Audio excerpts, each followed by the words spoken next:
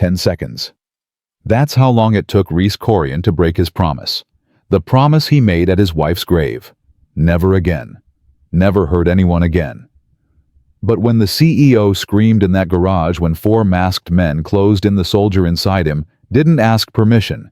He just moved. And now, everything's changed.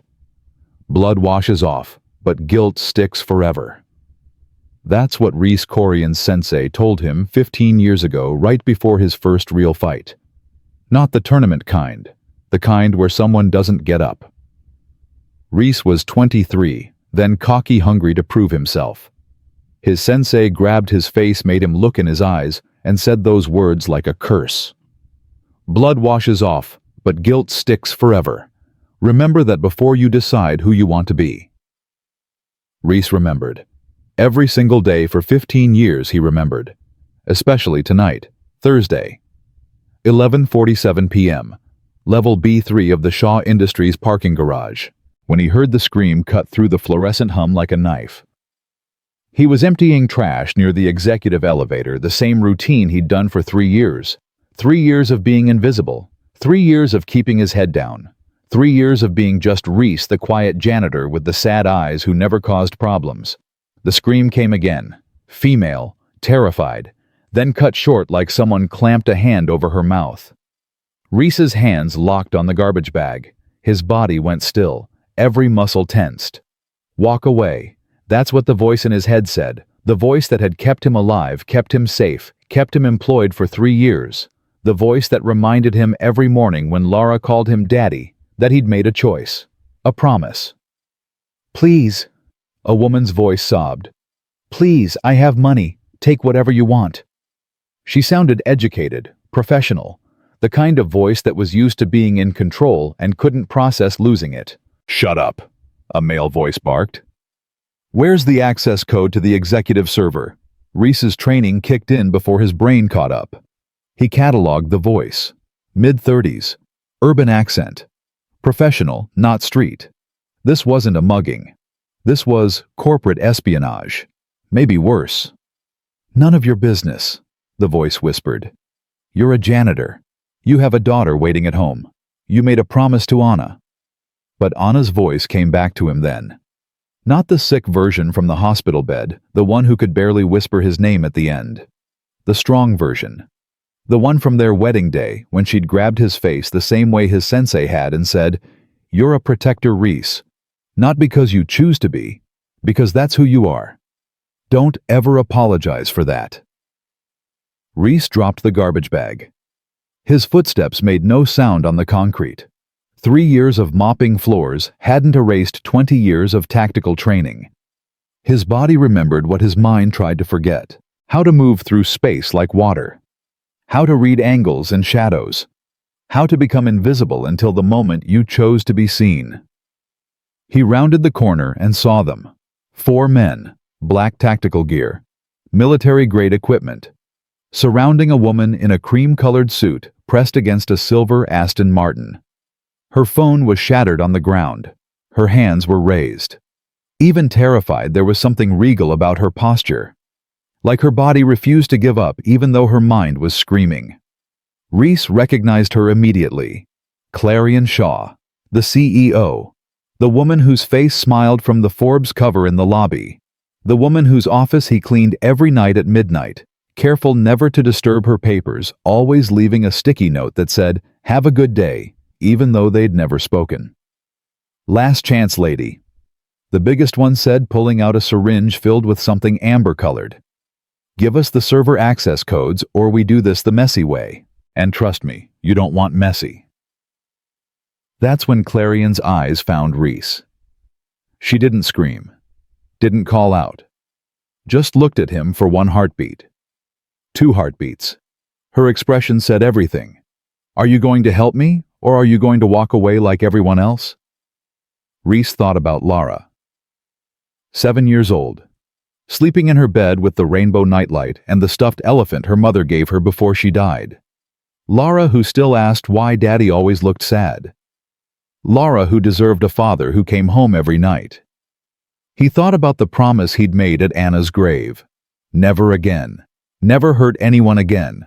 Violence is a door, and once you open it, you can never fully close it. But then he looked at Clarion Shaw, and he saw what those men couldn't see.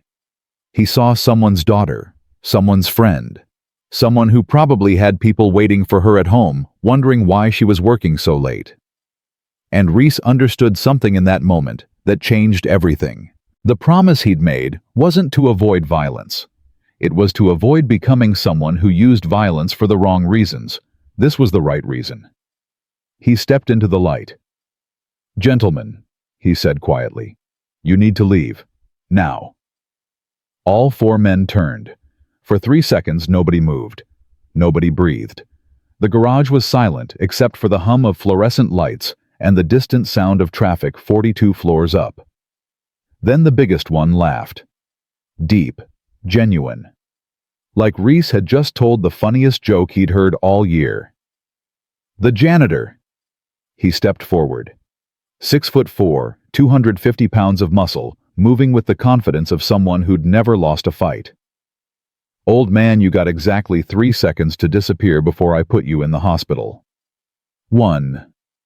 "I'm 38, Reese said calmly. "Not old, just tired, and I'm asking nicely. Walk away. Take your friends. Leave the lady alone. Nobody has to get hurt." The man's smile disappeared. 2. "I used to teach self-defense to cops." Reese continued, his voice, still calm, still quiet. "Before that, I trained special forces in hand-to-hand combat. Before that, I spent 10 years studying 7 different martial arts under masters, who made me earn every single belt. So when I tell you that you don't want to do this, I'm not threatening you. I'm trying to save you from making a mistake you'll regret." The man's hand went to the knife on his belt. "Thor," he lunged. What happened next, Clarion Shaw would replay in her mind 1,000 times. In security footage, in nightmares, in moments when she couldn't sleep and stared at her ceiling wondering if it really happened the way she remembered. The knife came in fast. Street Fighter fast. The kind of fast that ends fights in parking lots and back alleys. But Reese moved faster. He sidestepped his body, turning like a dancer, like someone who'd practiced the same movement 10,000 times until it became instinct. His right hand caught the wrist holding the knife. Not grabbed. Caught. Like catching a baseball. Gentle, but absolute. Then he applied pressure. Just pressure. Not a twist. Not a break.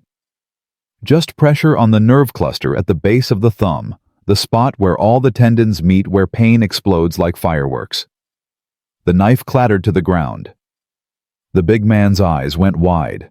Not from pain, from confusion, from the realization that he'd just tried to stab someone and his hand had simply stopped working. "Median nerve," Reese said quietly, almost apologetically. "Hurts for about 5 minutes, then you'll be fine. I'm sorry." He meant it. Then he swept the man's legs. Not hard, just enough to disrupt balance. Guided his fall so his head didn't crack on the concrete. The man hit the ground with a thud, but no damage. Controlled, precise, merciful. "Get him!" another one shouted. 2 came at once. Reese saw them coming from his peripheral vision. The one on the left was faster, throwing a punch aimed at his temple. The one on the right was smarter, going low, trying to tackle. Reese ducked under the punch, used the momentum to spin, caught the tackler's arm, and redirected him straight into the puncher. They collided with a crack that echoed through the garage. Both went down in a tangle of limbs. "Stay down," Reese said. "Please. I don't want to hurt you." They didn't stay down. The puncher recovered first, threw a high kick. Trained. Muay Thai maybe. Good form. Reese caught the foot mid-air, held it, looked the man in the eyes. "You've trained," Reese said. "I can tell. You're good. But you're telegraphing with your shoulder. Dropping it before you kick. Your instructor should have caught that." Then he twisted. Just enough. Just the right angle to send the man spinning, losing balance, crashing into a concrete pillar. Not hard enough to break ribs. Hard enough to knock the wind out. The tackler came at him again, but slower this time. cautious. He'd seen what Reese could do. "You don't have to do this," Reese said. "Whatever they're paying you, it's not worth it. Walk away. I'll let you." The man hesitated. Reese saw it in his eyes, the moment of doubt. Then the fourth man pulled a gun. Everything slowed down. Reese had been in this position before. 15 years ago. Different city, different circumstances. A man with a gun and bad intentions. That time, Reese had frozen, had hesitated. Someone had died because he wasn't fast enough. He'd promised himself never again. The gun came up. Reese was already moving. 3 steps. That's all the distance between them. 3 steps that Reese covered in less than a second. His left hand slapped the gun to the side away from Corrian. His right hand struck the wrist, the same nerve cluster he'd hit before. The gun dropped.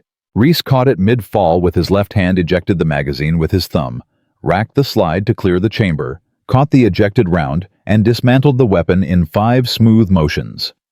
The pieces scattered across the concrete like puzzle pieces. The whole thing took 4 seconds. The man with the gun stared at his empty hand like it had betrayed him. Reese stepped close, put his face inches from the man's face. When he spoke, his voice was barely a whisper, but it carried more weight than any shout. "You have 10 seconds to get your friends and leave this garage. If I ever see any of you near this building again, near this woman again, I won't be this gentle. Do you understand me?" The man nodded. Couldn't speak. Could barely breathe. 9, Reese said. They ran. Dragged their unconscious friend. Didn't look back. Their footsteps echoed through the garage like thunder, fading into the distance until silence settled back in like a blanket. Reese stood there for a moment, breathing hard, his hands shaking with adrenaline. He looked down at them. These hands that had just hurt 4 people. These hands that had promised never to hurt anyone again. Blood washes off, but guilt sticks forever. "Who are you?" He turned. Clarion Shaw was still pressed against her car, still processing what she'd just seen. Her voice was steady, but her hands were trembling. "Reese Corrian," he said. "I clean your office." "That's not what I'm asking." Footsteps echoed from the stairwell. Security. Finally responding. 2 minutes too late. Reese bent down, picked up her shattered phone. The screen was cracked, but it still worked. He handed it to her. "Tell them you scared off some muggers," he said quietly. "The cameras in this section have been broken for 2 weeks. They don't need to know I was here." "Why not?" Reese met her eyes. They were gray, intelligent. The kind of eyes that saw through lies and half-truths. The kind of eyes that would haunt him if he let them. "Because I'm nobody," he said. "Just a janitor who needs to get home to his daughter." "Reese, that doesn't—" But he was already walking away, melting back into the shadows between the concrete pillars. By the time security burst through the doors, guns drawn, shouting questions, asking if she was hurt, Reese Corrian had vanished like he was never there. Clarion stood there, her heart hammering, her mind racing. She looked down at her phone and saw something she'd missed. A small note written on the back of a receipt tucked under the phone case. "Stay safe. Lock your doors. Don't trust your regular security. R." She read it 3 times, then looked up at the security guards who were supposed to protect her. Saw their faces. Saw the guilt. Saw the shame. They knew. They knew she was working late. They knew the cameras were broken. They knew everything. And they'd come 2 minutes too late. Not by accident.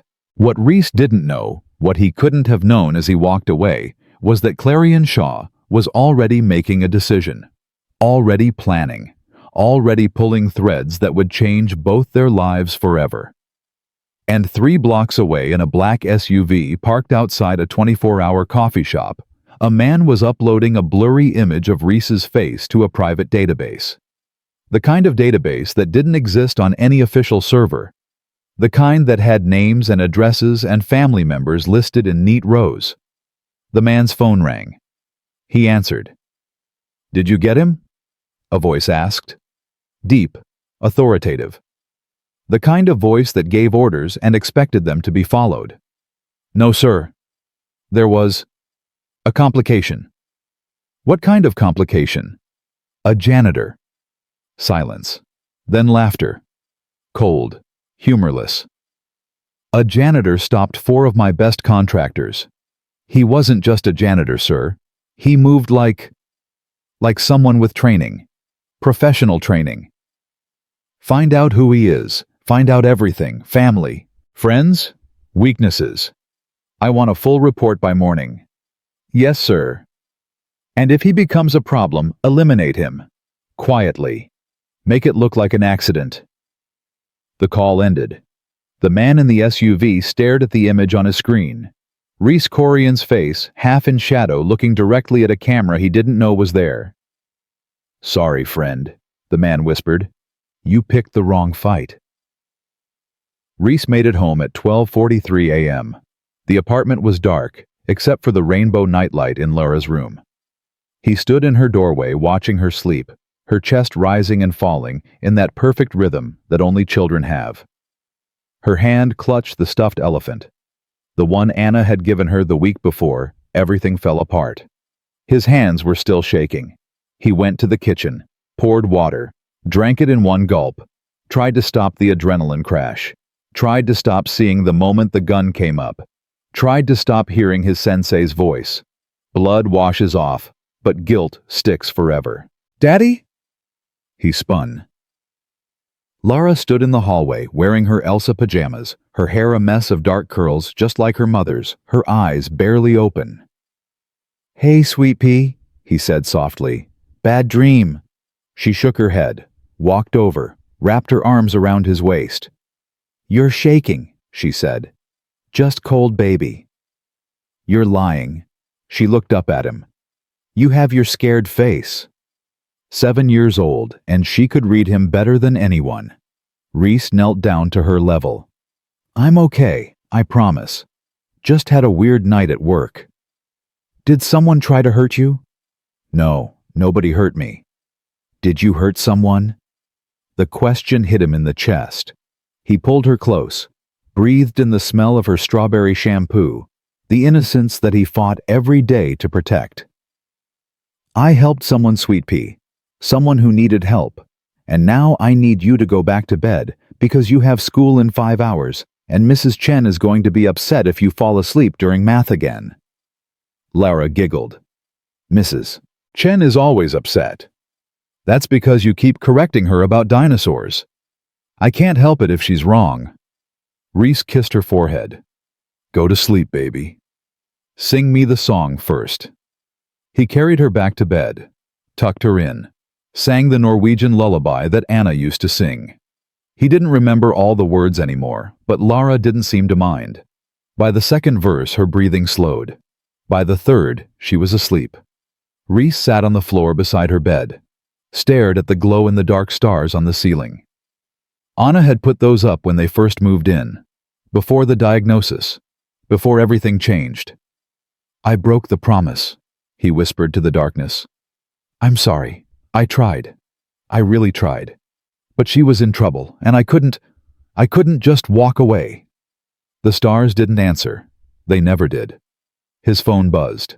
Unknown number. He stared at it for 5 rings before answering. "Hello?" "Mr. Corrian." Female voice. Professional. Efficient. "This is Margaret from Shaw Industries Human Resources. Ms. Shaw would like to speak with you. She's requested your presence in her office at 9:00 a.m. tomorrow morning." Reese's stomach dropped. "I work the night shift." "She's aware. She's willing to compensate you for your time. Will you be available?"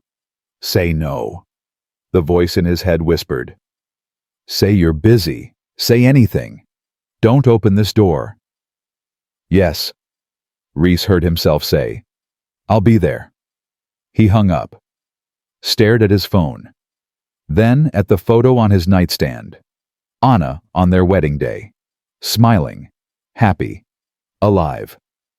"I think I just made a mistake," he whispered. What he didn't know was that mistake had already been made the moment he stepped into that garage, The moment he chose to be a protector instead of a survivor. And somewhere in the city, Clarion Shaw sat in her penthouse office, watching security footage on loop, frame by frame. Watching a janitor move like a ghost, like a warrior, like someone who'd been hiding in plain sight for years. She picked up her phone, dialed a number she'd sworn she'd never use again. "This is Shaw," she said when someone answered. "I need a full background check, priority level, name Reese Corrian. I need to know everything, his training, his past, his family. Why a man with his skills is mopping floors." She hung up, looked out at the city lights spreading below her like stars. "Who are you, Reese Corrian?" she whispered. "And why do I feel like you just saved more than just my life?" At 6:00 a.m. Reese's phone rang again. He hadn't slept. Had spent the night sitting in the kitchen drinking coffee, watching the sunrise through the window. It was Margaret again. "Mr. Corrian, there's been a change. Ms. Shaw would like to meet at 8:00 a.m. instead of 9:00. She apologizes for the short notice." "I'll be there," Reese said. He hung up, looked at the clock. 2 hours. He had 2 hours to figure out what he was going to say. 2 hours to decide if he was going to tell the truth. He showered, shaved, put on his only pair of dress pants and a button-down shirt that didn't quite fit anymore. He'd lost weight since Anna died. Food tasted like cardboard most days. Laura woke up at 7:00 a.m., came into the kitchen rubbing her eyes. "Why are you dressed fancy?" she asked. "I have a meeting." "With who?" "My boss's boss's boss." Her eyes went wide. "Are you in trouble?" "I don't know yet." "Did you do something bad?" "I did something I had to do. Whether it's bad or good depends on who you ask." She thought about this. What would Mommy say? That question. Always that question. The one that cut through every excuse and every rationalization.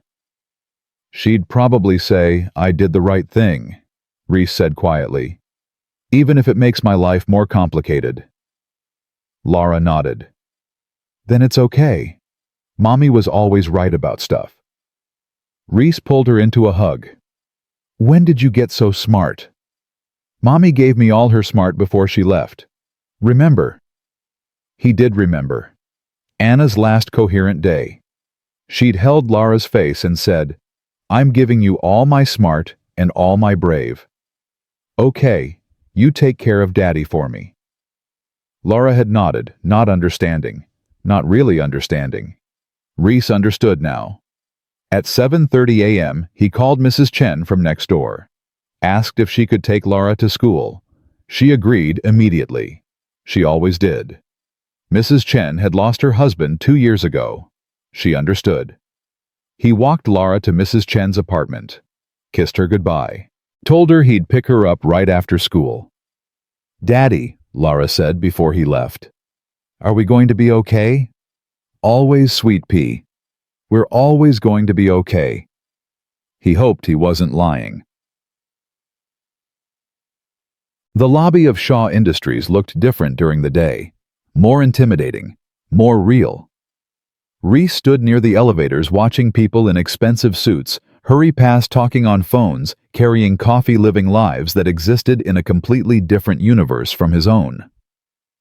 Tina, the receptionist, looked at him like she'd never seen him before. "Can I help you?" she asked. "I have a meeting with Ms. Shaw." Her expression shifted. Confused. Then something like respect.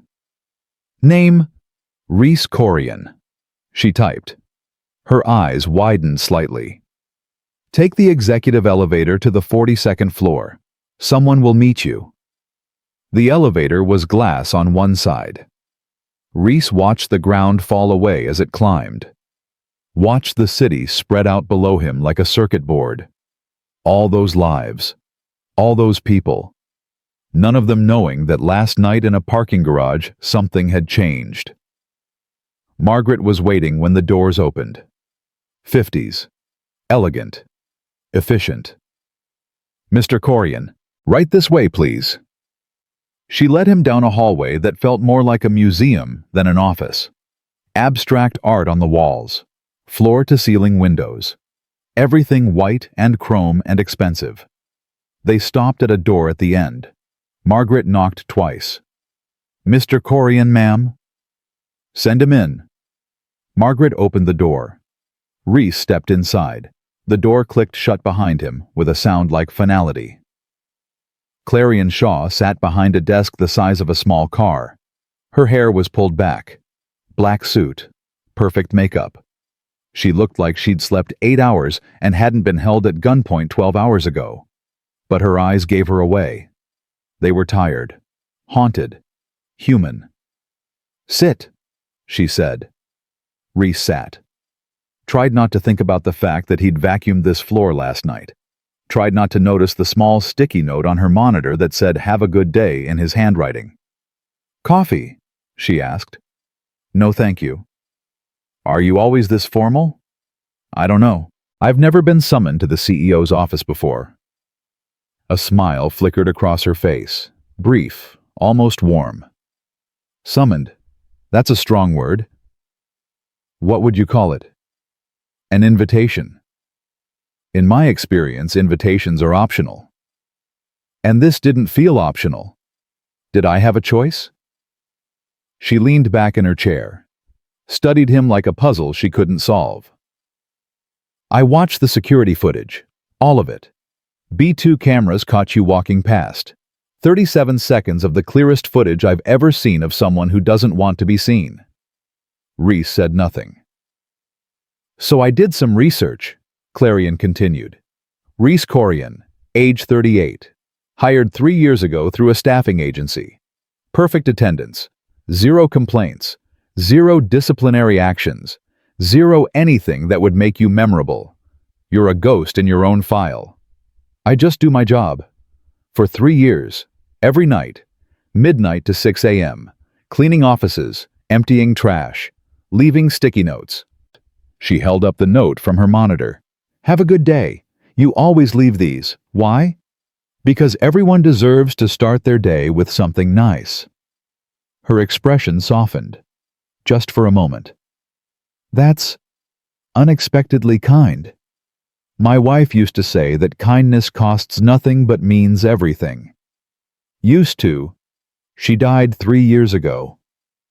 The words came out flat, practiced. Reese had said them so many times they'd lost all emotional weight. Clarion's face shifted.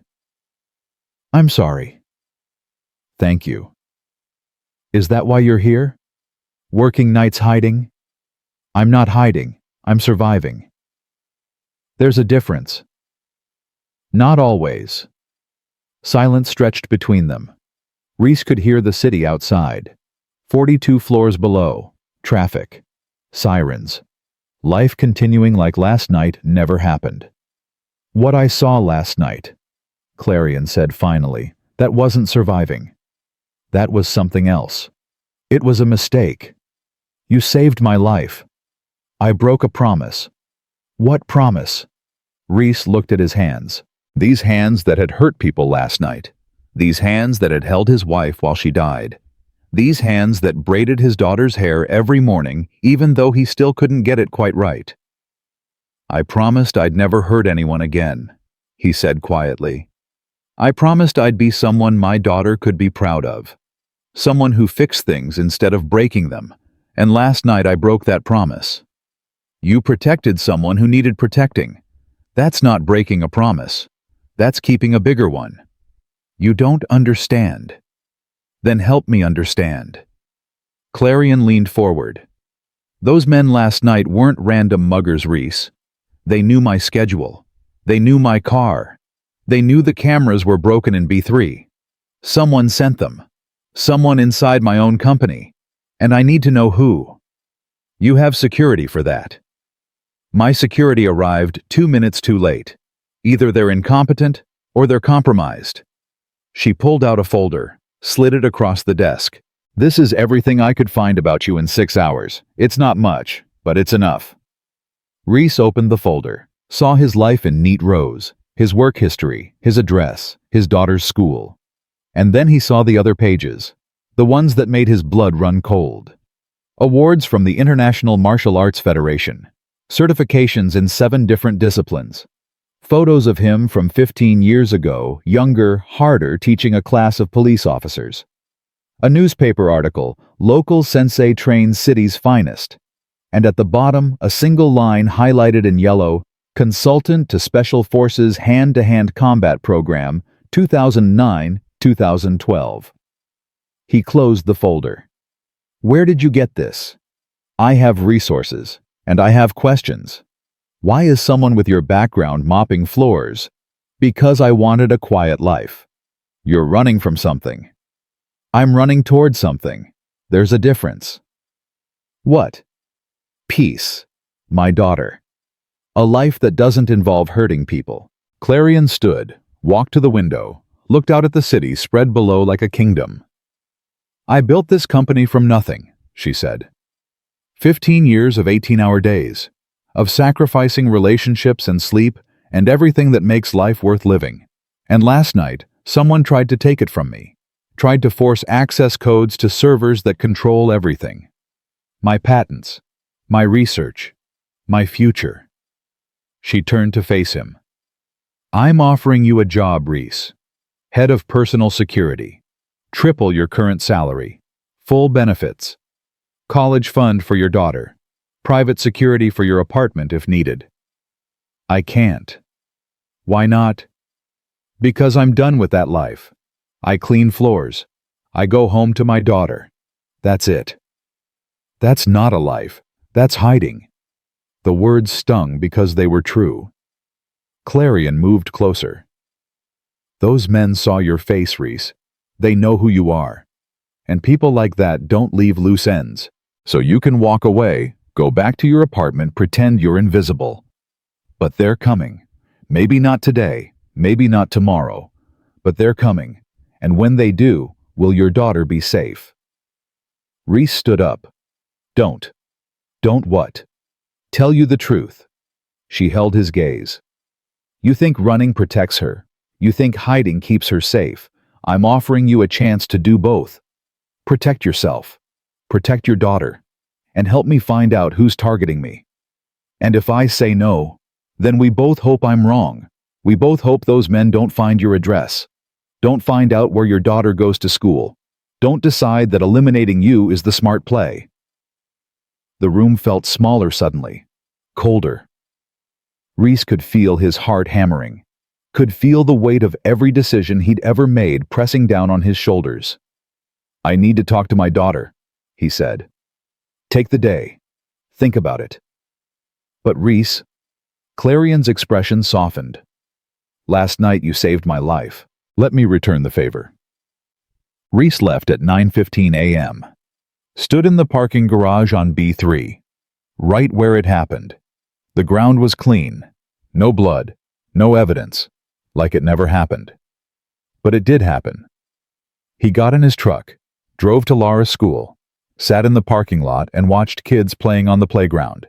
Saw Lara with her friends, smiling, laughing, safe. For now. His phone buzzed. Text message. Unknown number. "We know who you are, Mr. Corrian. We know where you live. We know where your daughter goes to school. Withdraw from this situation or there will be consequences." Reese stared at the message, read it 3 times, then looked back at the playground, at Lara. She was showing her friend something. Probably another dinosaur fact that Mrs. Chen got wrong. His phone buzzed again. This time a photo. His apartment building. Taken this morning. The timestamp 8:47 a.m., while he was at Shaw Industries, while Lara was at school, while someone was watching. Reese's hands started shaking, not from fear, from rage. Pure, controlled rage that he'd spent 3 years learning to suppress. They'd crossed a line. They'd made it about his daughter. He pulled up his contacts, found the number Corrian had given him. Pressed call. She answered on the first ring. "I'll do it," Reese said. His voice was steady, cold. "But I have conditions." "Name them." "My daughter comes first, always. School events, sick days, everything. No exceptions." "Agreed." "I don't kill unless there's absolutely no other option." I stop threats, but I do it my way. Agreed. And when this is over, when we find whoever's targeting you, I want the option to walk away, to disappear, to go back to being nobody. Silence. Then, why would you want that? Because being somebody is what got me here in the first place. Okay, agreed. When can you start? Reese looked at the playground one more time. At Lara. At the life he'd built from the ruins of the one he'd lost. I already have, he said. He hung up, got out of his truck, walked toward the school office. He had calls to make. Arrangements to move Lara somewhere safe. Just for a few days. Just until this was resolved. What he didn't see was the black SUV parked across the street. The man inside with the camera. The phone call being made. He just agreed, the man said. What do you want me to do? The voice on the other end laughed, cold, cruel. Let him think he's protecting her. Let him think he's in control. Then take everything from him. Slowly, painfully. I want Clarion Shaw to understand what happens when you refuse to cooperate. And the daughter. Insurance. We don't hurt children. But we make sure Daddy knows we could. That's always been the most effective leverage. The call ended. Inside the school, Reese was talking to the principal, explaining that Lara would be staying with her grandmother in Portland for a few days. Family emergency. The principal nodded, understood, made notes. Lara appeared 10 minutes later, pulled from class confused. Daddy, what's wrong? Reese knelt down, looked her in the eyes. These eyes that trusted him completely. These eyes that believed he could protect her from anything. Remember how we talked about adventures, he said gently. How sometimes people have to go on adventures to solve problems. She nodded. You're going on a little adventure to Grandma's house in Portland, just for a few days, and I'm going to stay here and solve a problem. Okay. What kind of problem? The kind that adults have to handle. But I promise you're safe. Grandma's going to pick you up from school today, and I'm going to call you every single night before bed. Tears welled in her eyes. You're scaring me. I know, Sweet Pea, and I'm sorry. But this is important, and I need you to be brave. Can you be brave for me? She nodded, wiped her eyes. Mommy gave me all her brave, remember? I remember. He hugged her, breathed in her strawberry shampoo smell. Memorize this moment, just in case. I love you more than all the stars, he whispered. Their special phrase, the one Anna used to say. I love you more than all the universe, Lara whispered back. He let her go, watched her walk back to class, turned and left before she could see the tears in his own eyes. In the parking lot, he called Anna's mother, explained the situation in vague terms. She agreed immediately. She'd pick up Lara at 3:00 p.m., drive straight to Portland, stay there until Reese called. Be careful, she said before hanging up. Anna would never forgive me if something happened to you. I'll be careful. Promise me, Reese. I promise.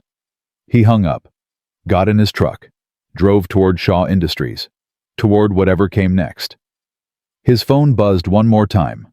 Another message from the unknown number. Smart move, Daddy. Maybe you'll survive this after all, but probably not. Reese deleted the message, started the truck, looked at himself in the rearview mirror. The man looking back wasn't a janitor anymore, wasn't a grieving widower hiding from his past.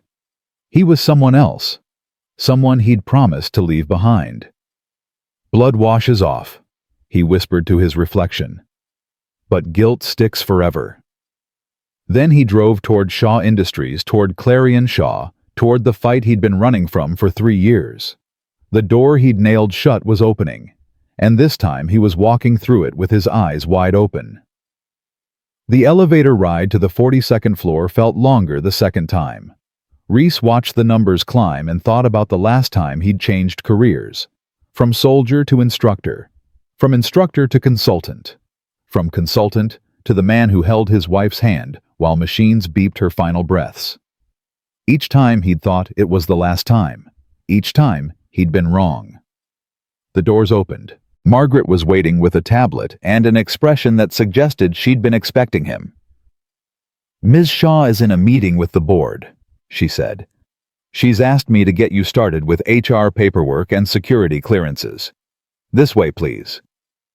They walked past the executive offices, past conference rooms with glass walls where men in suits argued over presentations, past a break room that probably cost more than Reese's annual salary to furnish. Everything here existed in a different atmosphere. Rarefied, expensive, dangerous. Margaret led him to a smaller office, empty except for a desk, a computer, and a stack of papers that looked like they'd been printed minutes ago. "Fill these out," she said. "Someone from IT will be here in 20 minutes to set up your access credentials. Ms. Shaw wants you operational by this afternoon." "This afternoon? That's fast. Ms. Shaw doesn't waste time when she's made a decision." Margaret's expression softened slightly. "She also doesn't trust easily, Mr. Corrian. Whatever you did last night made an impression. Don't waste it." She left. The door clicked shut. Reese sat at the desk and stared at the paperwork. Employment contract, non-disclosure agreements, background check authorizations, all of it standard. All of it feeling like chains being wrapped around his wrists, one link at a time. His phone buzzed. Text from Anna's mother. "Laura and I are on the road. She's asking questions. What do I tell her?" Reese typed back. "Tell her Daddy's helping someone important. Tell her I love her. Tell her I'll call tonight." 3 dots appeared. Disappeared. Appeared again. "Be safe, Reese. She can't lose you too." He put the phone face down on the desk, started filling out forms. Name, address, social security number, next of kin. He paused at that one, stared at the blank line. Emergency contact, Laura Corrian. Relationship daughter, age 7. His hand shook as he wrote it. 7 years old, too young to be anyone's emergency contact. Too young to have already lost her mother. Too young to understand why Daddy sometimes looked at her with eyes full of ghosts. "You look like you're signing your life away." Reese looked up. A man stood in the doorway, late 20s, Asian, slim build, wearing a hoodie that said "Trust No One" in binary code. He held a laptop under one arm and a security badge in the other hand. "That's because I am," Reese said. The man grinned. "I'm David from IT, here to set up your access. Mind if I—" He gestured to the computer. "Go ahead." David sat down, fingers flying across the keyboard. "So, you're the new head of security. That's a big job. What happened to Thompson?" "Who's Thompson?" "The old head of security. Left 2 weeks ago. Sudden resignation. Very mysterious. No one talks about it." David glanced at him. "You don't know anything about that?" "I was hired yesterday." "Right, of course." More typing. "Ms. Shaw must really trust you. She's usually paranoid about background checks. Takes months. But here you are getting full access in 24 hours. That's unprecedented." "Maybe she's in a hurry. Maybe she's desperate." The word hung in the air between them. David kept typing, but Reese caught something in his tone. Not malice. Concern. "You think she's in danger?" Reese asked. David stopped typing, looked at him properly for the first time. "I think something's wrong in this company. I've worked here 3 years. It sees everything. Network traffic, email patterns, access logs, and for the past 2 months, things have been weird." Define weird.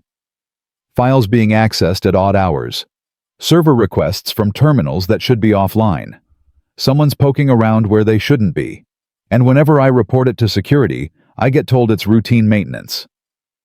David leaned closer. "But I checked with maintenance. They didn't authorize anything." Reese felt his instincts kick in. The ones that had kept him alive in bad situations. The ones that could smell trouble 3 blocks away. Have you told Ms. Shaw? I tried. Sent 3 emails to her assistant. Never got a response. Either they think I'm paranoid or someone's intercepting my messages. David finished typing. Stood up. Your credentials are active. Username R. Corrian. Password you'll need to reset it on first login. Welcome to Shaw Industries, Mr. Corrian. And good luck. I think you're going to need it. He left before Reese could ask any more questions. Reese sat there for a moment processing. Then he picked up his phone and called the number Clarion had given him. Direct line. No assistant. No filters. She answered on the second ring. Reese, are you operational? Almost. I need to talk to you about your IT department. Later. Right now I need you in conference room A. Third door on your left when you exit your office. 5 minutes. What's happening? Board meeting. They want to meet the man who saved my life, and I want them to see the man who's going to keep them safe. She paused. Wear the jacket in the closet behind your desk. You can't meet the board looking like a janitor. She hung up. Reese opened the closet. Inside was a black suit jacket, his size, perfectly tailored. Expensive enough that he was afraid to touch it. He put it on, looked at himself in the small mirror on the closet door. The man looking back wasn't a janitor anymore. Wasn't even the martial arts instructor from 15 years ago. He was something else now. Something he hadn't planned to be. He was employed again. By one of the richest women in the city, to protect her from threats he didn't fully understand. Anna, he whispered to his reflection. I really hope I'm doing the right thing. The reflection didn't answer. Conference room A was massive. Floor-to-ceiling windows overlooking the city. A table that could seat 20 people. Screens on every wall showing stock tickers, news feeds, company metrics. 8 people sat around the table, 7 men, 1 woman, all of them 50 plus, all of them looking at Reese like he was a stain on their expensive furniture. Clarion sat at the head of the table. She'd changed since this morning. Different suit, hair down. She looked less like a CEO and more like someone preparing for war. Everyone, this is Reese Corrian, our new head of personal security. She gestured to an empty chair beside her. Reese, these are our board members. They have questions. Reese sat. Felt 8 pairs of eyes dissecting him. Ms. Shaw, one of the men said. He was 60s, silver hair, expensive watch. With all due respect, this is highly irregular. Thompson resigned 2 weeks ago. We've been conducting interviews for his replacement, and now you're telling us you've hired someone without board consultation. I hired someone I trust, Gerald. You trust a janitor. I trust someone who risked his life to save mine. Clarion's voice was ice. Or have you all forgotten that I was assaulted in our parking garage 2 nights ago? We haven't forgotten, another man said. Younger, early 50s, sharp eyes. But we also haven't seen any evidence of this alleged assault. Security found no suspects, no footage, no proof beyond your statement. Reese studied this man. Something about him felt wrong. The way he sat, the way he watched Clarion, like a predator watching prey. Are you calling Ms. Shaw a liar? Reese asked quietly. The room went silent. The man turned to look at Reese properly. I'm sorry, who are you again? Reese Corrian, the man who stopped 4 armed contractors from kidnapping your CEO. He kept his voice level, professional. The man who watched them demand server access codes. The man who saw the syringe they were planning to use on her. So when you sit there and suggest this was alleged, I have to wonder why you're more interested in discrediting her than finding out who sent those men. The man's face went red. I don't appreciate your tone. And I don't appreciate people who put corporate politics above safety. Reese turned to Clarion. Who is this? Lachlan Graves, Clarion said. VP of Operations. He's been with the company 8 years. Interesting, Reese said. Because the men who attacked Ms. Shaw knew her schedule, knew her car, knew the cameras in B3 were broken. That information doesn't exist in public records. Someone inside this company provided it. Lachlan stood up. Are you accusing me of something?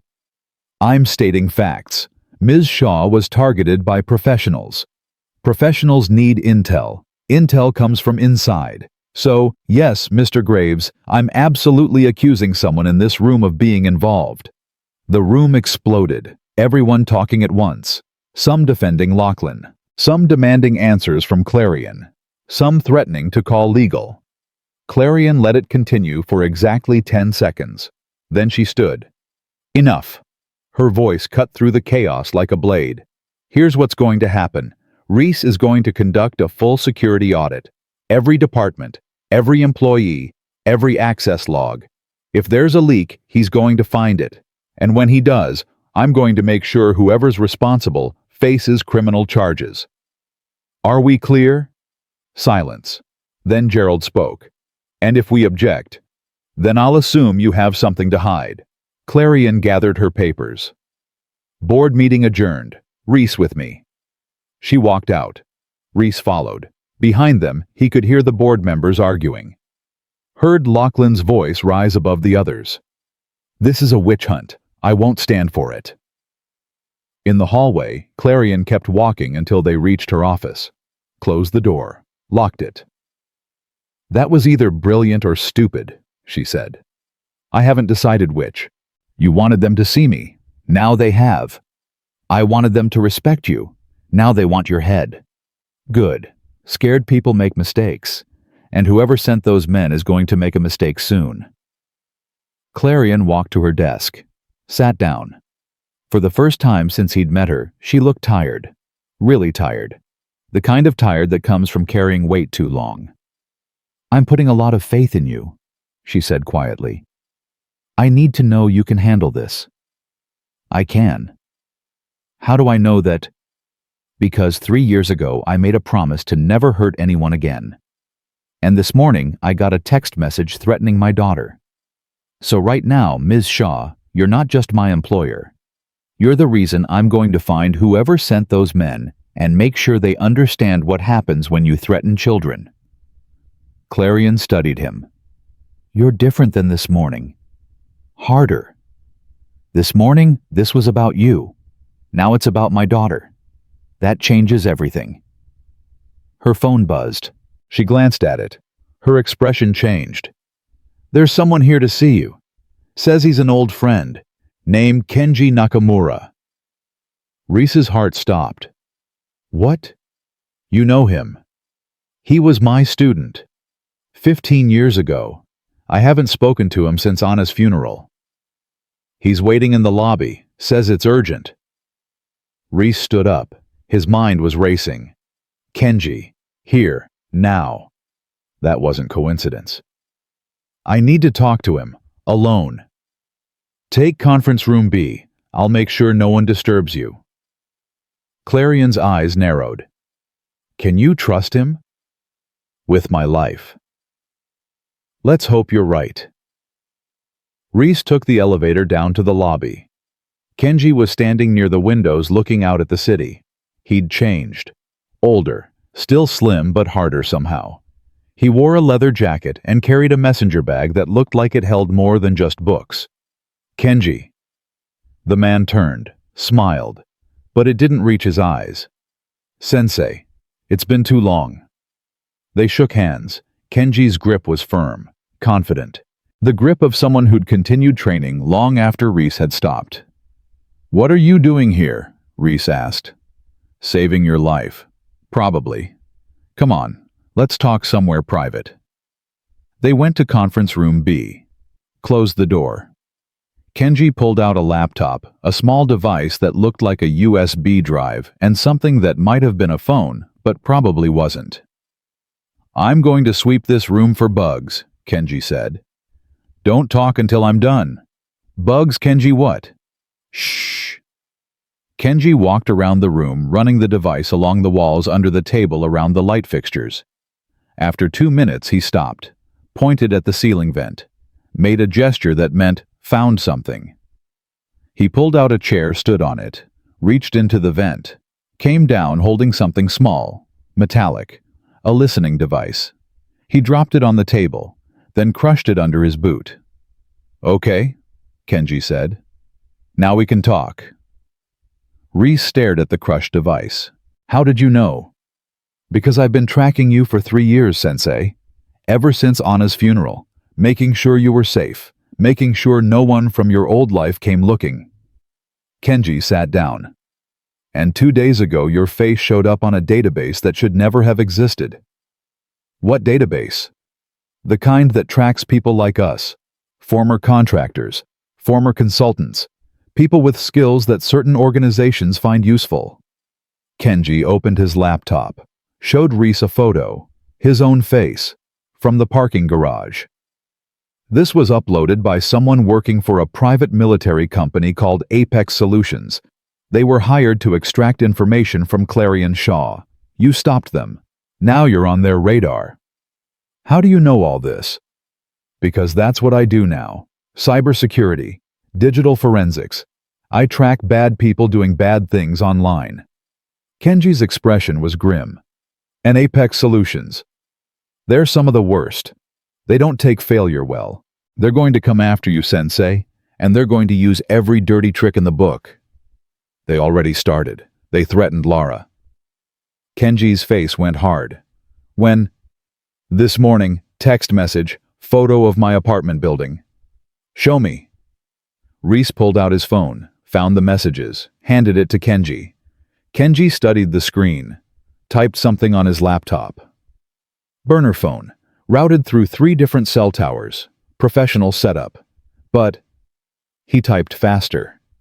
"There, got the origin point. Message was sent from a phone registered to a shell company, and that shell company is owned by..." More typing. "Apex Solutions. Bingo. Can you trace who sent it?"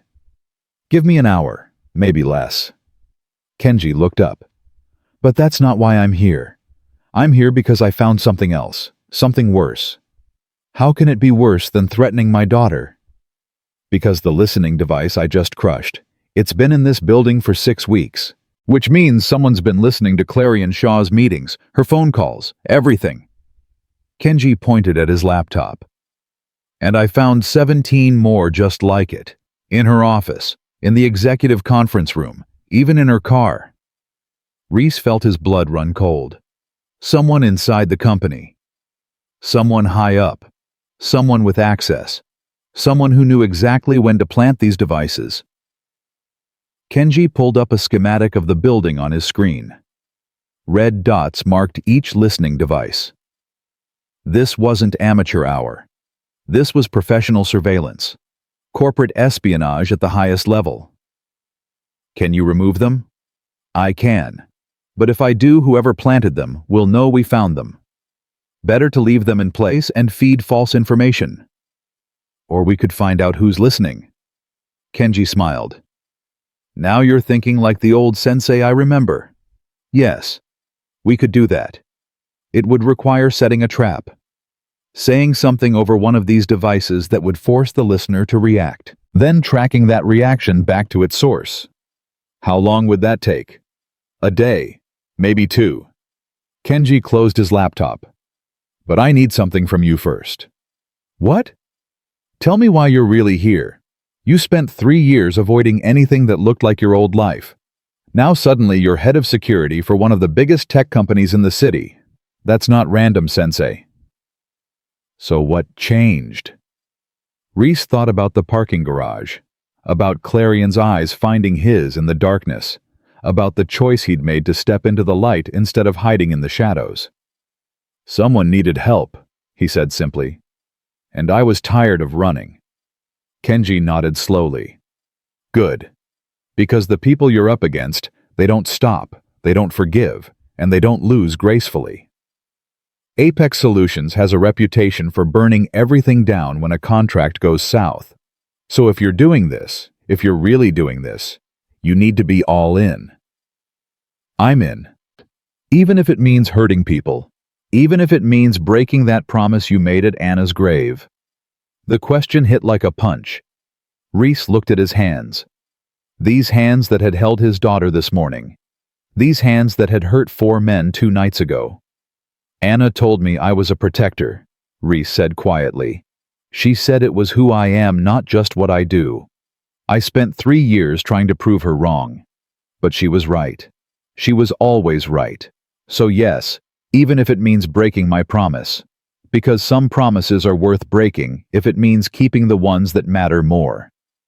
Kenji stood, extended his hand. Then welcome back, Sensei. Let's go catch some bad guys. They shook. Reese felt something shift inside him. Not regret, not fear. Certainty. For the first time in 3 years, he felt like he was moving in the right direction instead of just moving away from something. One more thing, Kenji said. I need full access to your company's network. Can Clarion authorize that? I'll ask her. Good, because whoever's running this operation is smart. They've covered their tracks well. But everyone makes mistakes, and I'm very good at finding mistakes. They left conference room B. Rode the elevator back to the 42nd floor. Margaret was waiting outside Clarion's office. Ms. Shaw wants to see you both. Immediately. Inside, Clarion was on the phone. Her face was pale. When she saw them, she ended the call. We have a problem, she said. I just got a call from our lead engineer. Someone accessed our main server at 3:00 a.m. this morning. Downloaded 3 years' worth of proprietary research, patents, prototypes, everything. From where? Kenji asked. That's the problem.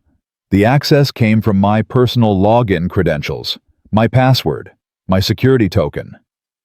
She looked at Reese. Someone's framing me for corporate espionage. Or they're planning to use it as leverage, Reese said.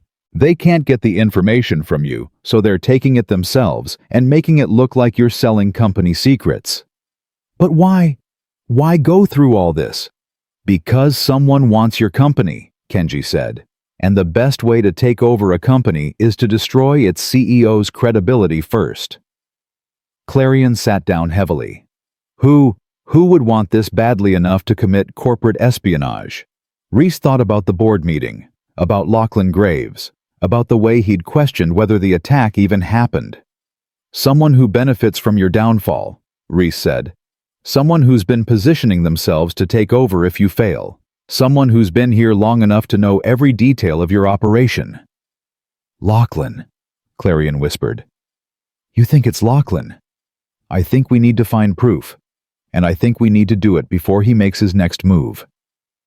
Kenji was already typing on his laptop. Give me access to your network, and I'll find the proof. If Lachlan's involved, he's left digital fingerprints somewhere. They always do.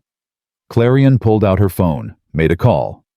Margaret, I need you to authorize full network access for Kenji Nakamura.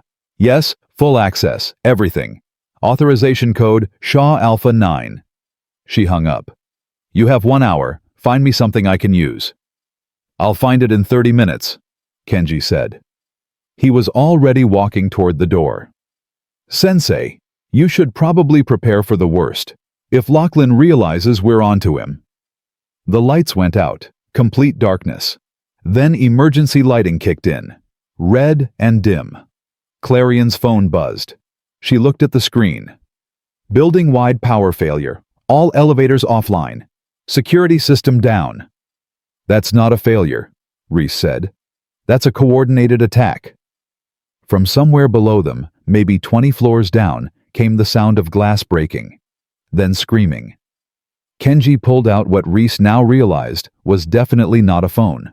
Motion sensors on floors 30 through 40. Multiple contacts, armed, moving fast. Professional formation.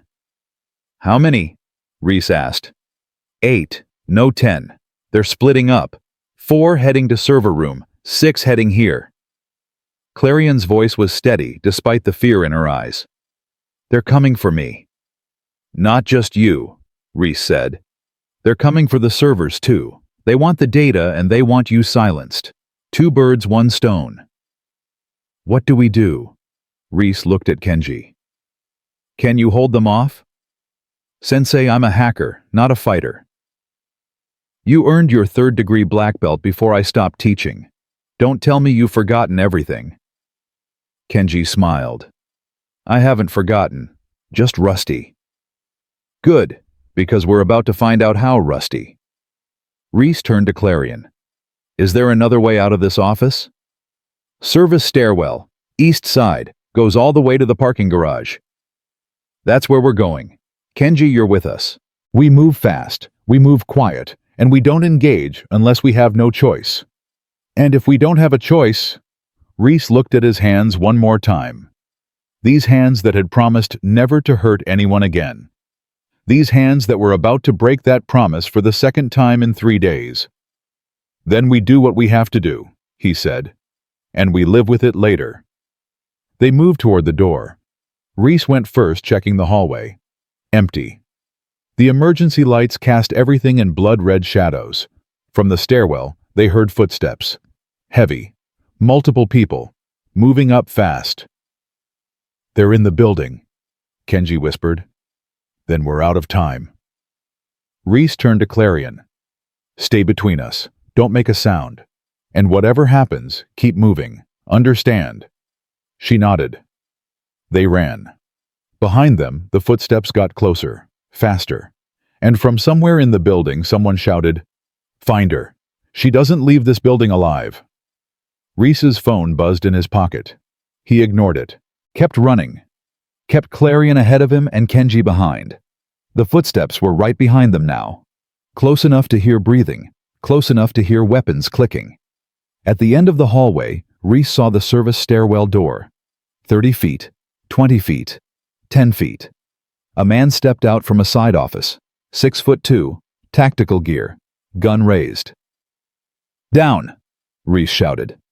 What happened next would be reviewed on security footage later, analyzed by police, questioned by lawyers. But in that moment, in that red-lit hallway, with death 3 seconds away, Reese Corrian didn't think. He just moved. And the soldier inside him took over completely. Reese closed the distance in 2 steps. His hand shot out, caught the gun barrel, pushed it up and away. The shot went wild, punched a hole in the ceiling tile. Reese twisted his wrist, applied pressure to the ulnar nerve, felt the fingers go slack. The gun dropped. He caught it with his other hand, ejected the magazine, threw both pieces in opposite directions down the hallway. The man swung at him. Fast. Trained. But Reese had been training people like this for 20 years. He saw the punch coming before the man's shoulder even moved, ducked under it, drove his palm into the solar plexus. Not hard enough to cause permanent damage, hard enough to make breathing impossible for the next 30 seconds. The man crumpled. Go! Reese shouted at Clarion and Kenji. Stairwell, now! They ran. Reese backed toward the door, keeping his eyes on the hallway. More footsteps coming, voices shouting coordinates. These weren't amateurs. They moved like a unit. He slipped through the stairwell door just as 3 more men rounded the corner.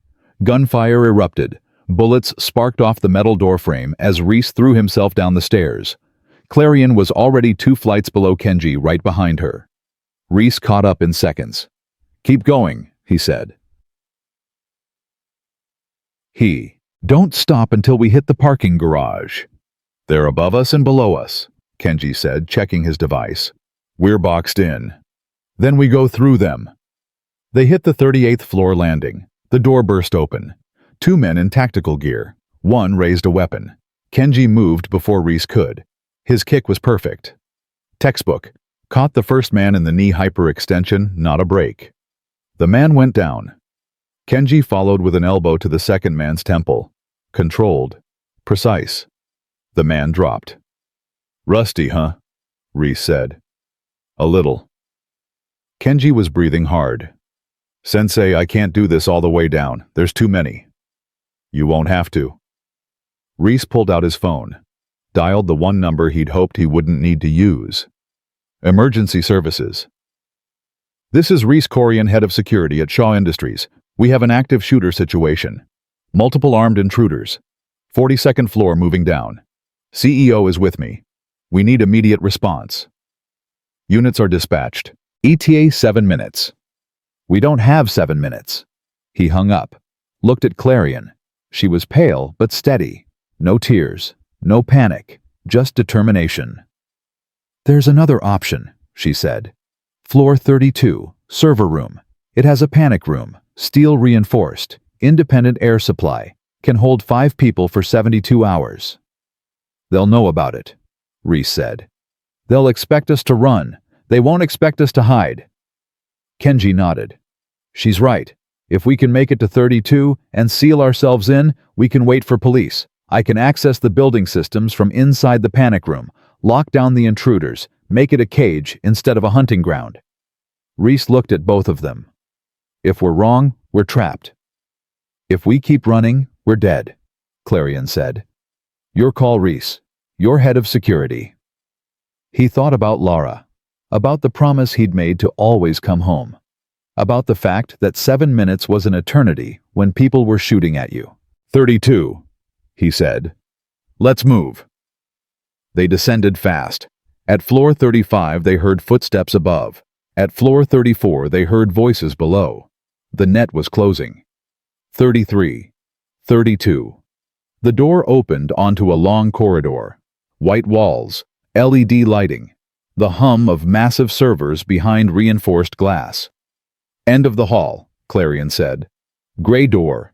Code is 82743. They ran. Reese kept checking behind them. Still clear. Too clear. His instincts screamed that something was wrong. They reached the door. Corrian punched in the code. The lock clicked. The door swung open, revealing a room about 15 by 20 feet. Monitors on the walls, emergency supplies, communications equipment. Get inside, Reese said. Kenji, can you? The explosion came from behind them. Not loud, controlled. Shaped charge, the kind that opens doors without bringing down buildings.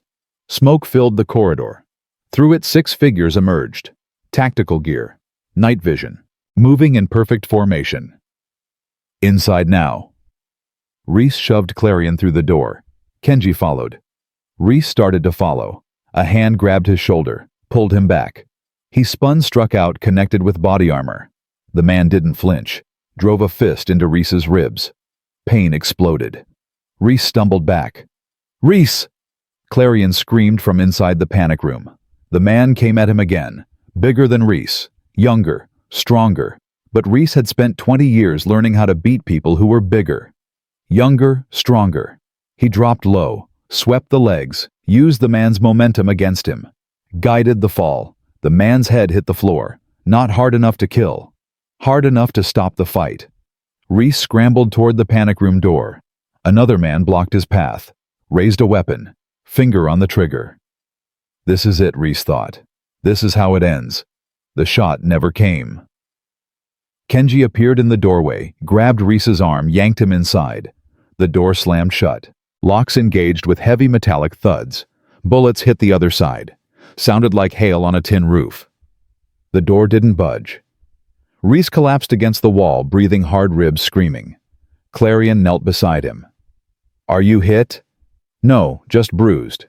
He looked at Kenji. Thanks. You taught me to never leave a man behind, even if that man is my sensei. Kenji was already at the monitors, fingers flying across keyboards. Okay, I'm in the system.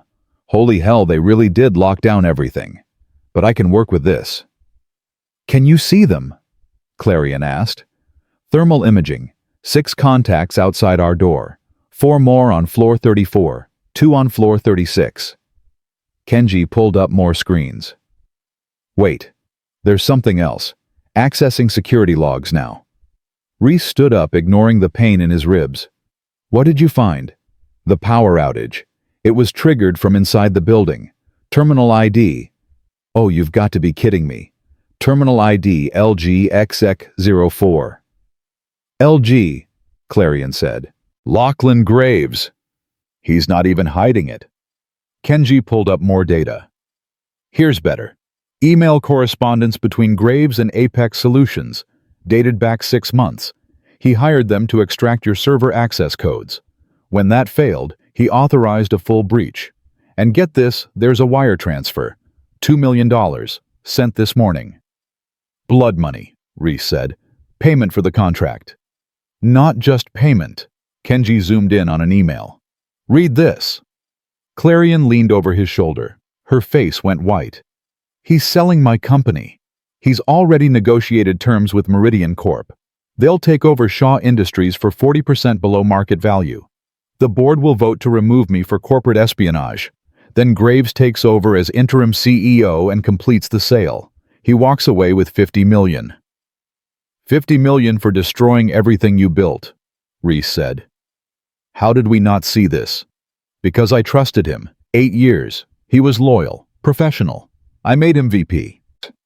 Her voice cracked. I made him rich, and it wasn't enough. It's never enough for people like that, Kenji said quietly. I've seen it 100 times in cybersecurity. Someone gets a taste of real money, and they can't stop.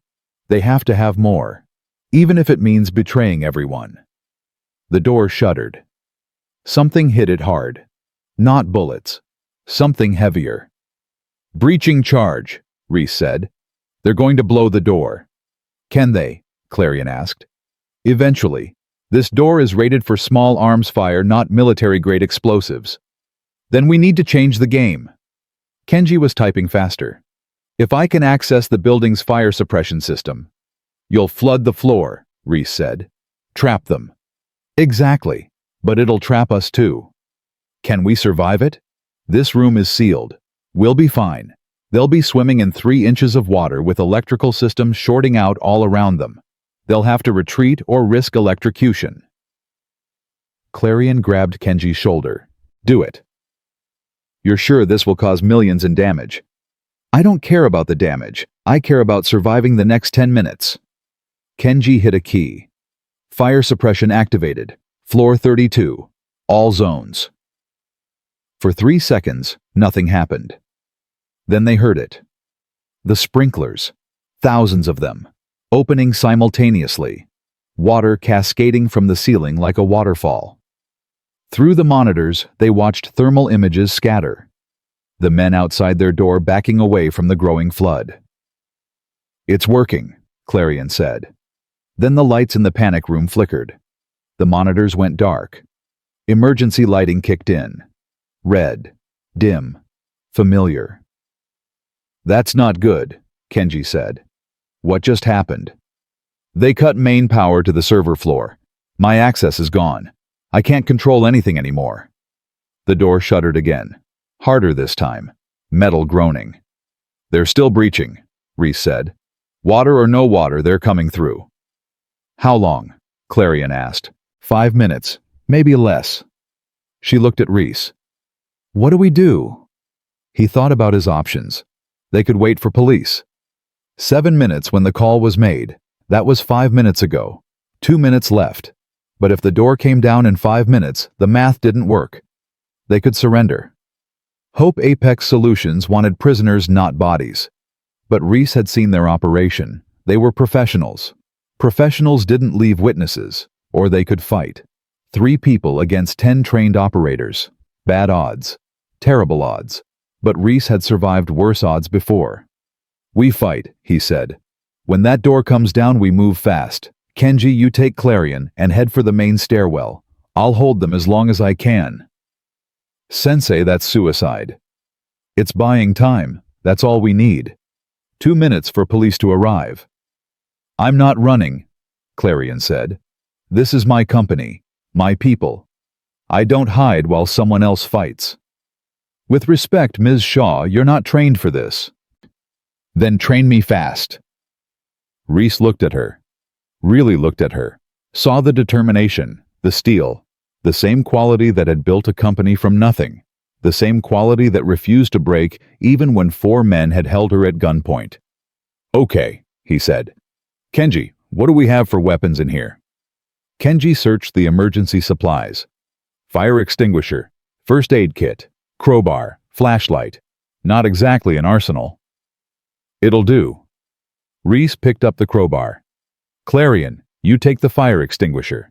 If anyone gets past me, you spray them in the face. Aim for the eyes. Don't hesitate. Kenji, your backup. Stay behind Clarion. If someone gets past both of us, you do what you did in the hallway. That was 2 guys. This is 10. Then you better make every hit count. The door shuddered. A third time. This one louder. The metal was warping. They were almost through. Reese positioned himself in front of the door, crowbar in hand, heart hammering, thinking about Lara, about the phone call he'd promised to make tonight, about whether she'd understand why Daddy didn't come home. No, that wasn't going to happen. He'd survived Afghanistan, survived bar fights and street fights and training accidents that should have killed him. He'd survived losing Anna. He wasn't going to die in a panic room on the 32nd floor of a building he used to mop. When I move, he said quietly, you move. Stay behind me. Don't stop. Don't look back. If I go down, you keep moving. Promise me. Reese, Corrian started. Promise me. I promise. The door exploded inward. Smoke. Debris. A figure in tactical gear stepping through. Reese swung the crowbar, connected with the rifle barrel, knocked it aside, drove the crowbar's hooked end into the gap between body armor plates. The man grunted, went down. Reese was already moving to the next one. This one was faster, ducked the swing, drove a fist into Reese's injured ribs. Pain whited out his vision. He stumbled, felt hands grabbing him, pushing him back. Then cold foam hit his attacker in the face. The fire extinguisher. Corrian was screaming, emptying the whole canister. The man clawed at his eyes, stumbling. Kenji appeared from the side. A perfect kick to the knee. The man went down. Kenji followed with an elbow strike that ended the fight. Go! Reese shouted. Stairwell now. They ran. Out into the corridor. Water was ankle deep. The server room alarms were screaming. Emergency lights cast everything in red. 3 more men appeared from the smoke. Raised weapons. Reese threw the crowbar. It spun end over end, hit the first man in the chest. Not enough to hurt through body armor. Enough to disrupt his aim. The shots went wide. They reached the stairwell door. Kenji got there first. Threw it open. They piled through and stopped. 5 men waited on the stairs. Different tactical gear. Different insignias. Not Apex Solutions. Police. Get down. Get down now. They dropped to their knees. Hands up. Reese had never been so happy to be held at gunpoint in his life. Clear! One of the officers shouted into his radio. We have the CEO. Repeat, we have Corrian Shaw. She's safe. More police poured up the stairs. A SWAT team, heavily armed, moving in perfect formation up toward floor 32, where Apex Solutions operators were probably realizing they'd run out of time. A lieutenant knelt beside Corrian. Ma'am, are you injured? No, but they are. She gestured at Reese and Kenji. These men saved my life. Whatever they did it protecting me. The lieutenant looked at Reese. You're Corrian. You made the 911 call. Yes. Ballsy move, taking them on with a crowbar. We've got 10 armed hostiles on 32. How many did you personally engage? I stopped counting. The lieutenant almost smiled. SWAT will handle it from here. We need to get you all to a secure location. Come on. They followed police down the stairs, past SWAT teams heading up, past the bodies of Apex Solutions operators who'd made the mistake of engaging law enforcement. At the ground floor, they emerged into chaos. Police cars, ambulances, news vans already setting up cameras. Corrian looked at the building, at the water streaming from the 32nd floor, at the smoke, at the shattered glass. My company, she whispered. Still standing? Reese said. Still yours. A paramedic approached. Sir, you're bleeding. You need to sit down. Reese looked down. He was bleeding. From somewhere. He couldn't remember where he'd been hit. Adrenaline had kept the pain away. Now it was coming back. Hard. I'm fine, he said. You're going into shock. Sit. Now. He sat on the back of an ambulance. Let the paramedic clean wounds he didn't remember getting. Watched police escort handcuffed Apex Solutions operators out of the building. 8 of them. 2 still missing. Probably still inside. probably wishing they'd picked a different contract. Kenji sat beside him. That was insane. Which part? All of it. You know, when I decided to come warn you today, I was thinking we'd grab coffee, have a talk, maybe reminisce about old times. He laughed, slightly hysterical. I wasn't planning on fighting off a military contractor in a flooded building. Welcome back to my life.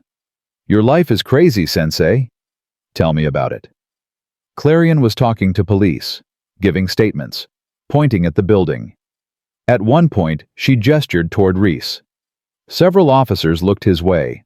One wrote notes. She's telling them you're a hero, Kenji said. I'm a janitor who got lucky. You're a janitor who took down multiple trained operators with a crowbar while protecting a CEO. That's not luck. That's skill. It's rust. I'm out of practice.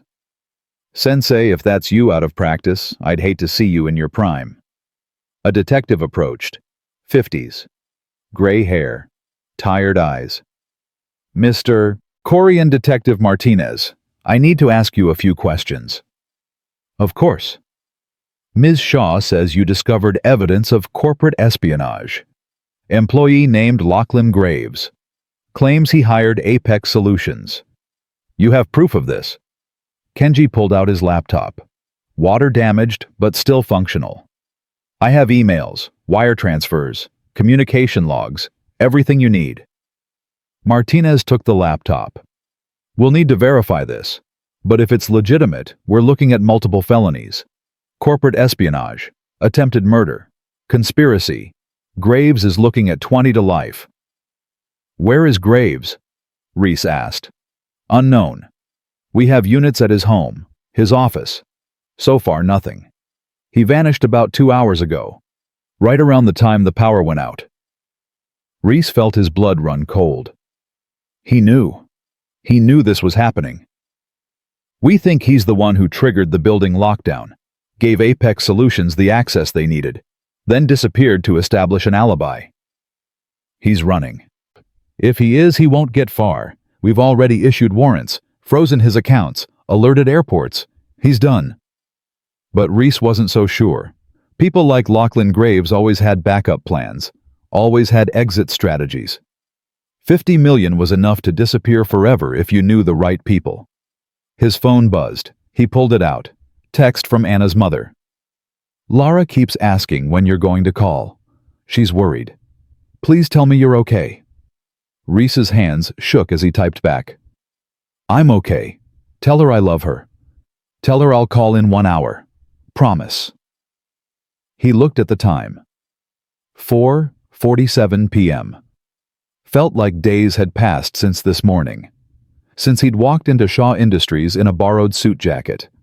Since he'd thought this was just a job. Sensei. Kenji was looking at him with concern. You okay?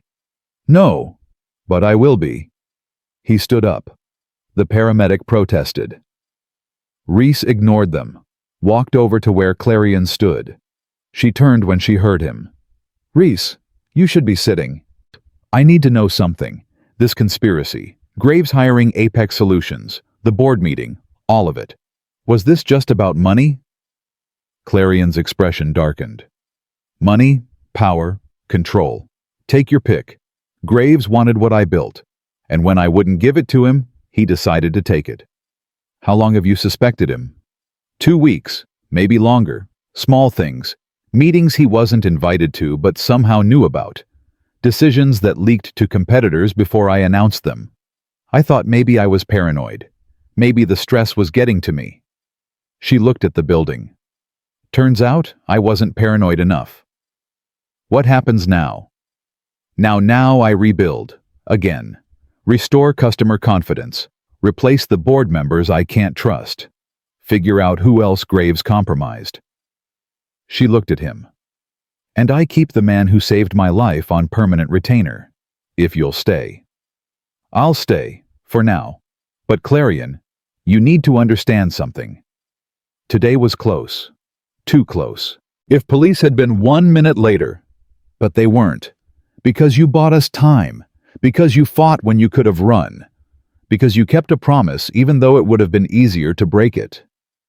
I broke a lot of promises today. No, you kept the one that mattered. She reached out, touched his arm. Thank you, Reese, for everything. Before he could respond, a commotion erupted near the police barricade. Shouting. Officers moving fast. A black sedan trying to push through the crowd. The sedan stopped. The door opened, and Lachlan Graves stepped out, hands raised. Don't shoot, he shouted. I'm Lachlan Graves. I'm here to turn myself in. Every cop in a 50-foot radius drew their weapon. On the ground, now. Graves knelt, slowly, carefully. His face was calm, too calm, like a man who'd already accepted his fate. Detective Martinez approached. Lachlan Graves, you're under arrest for corporate espionage, conspiracy to commit murder, and about 15 other charges I'm going to enjoy reading to you. You have the right to remain silent. I know my rights. Graves looked past the detective. His eyes found Clarion. I want to make a statement, on the record, right now. You can make your statement at the station. No, here, now, while the press is watching. He gestured toward the news cameras. I want everyone to know the truth. Martinez looked at Clarion. She nodded. Fine, Martinez said. Talk. Graves stood up slowly, hands still raised, looked directly at the cameras. My name is Lachlan Graves. I am Vice President of Operations at Shaw Industries, and I am guilty of everything they're going to charge me with. I hired Apex Solutions. I gave them access to the building. I tried to have Clarion Shaw killed. He paused. But I wasn't working alone. Silence. Then everyone started talking at once. Martinez held up his hand. Who were you working with? 3 members of Shaw Industries Board of Directors. Gerald Hoffman, Patricia Chen, Marcus Delroy. We've been planning this for 8 months. We were going to force Clarion out, take over the company, sell it to Meridian Corp for $200 million, split the proceeds. You're lying, Clarion said. Gerald's been with me since the beginning, Patricia too. They wouldn't. They would.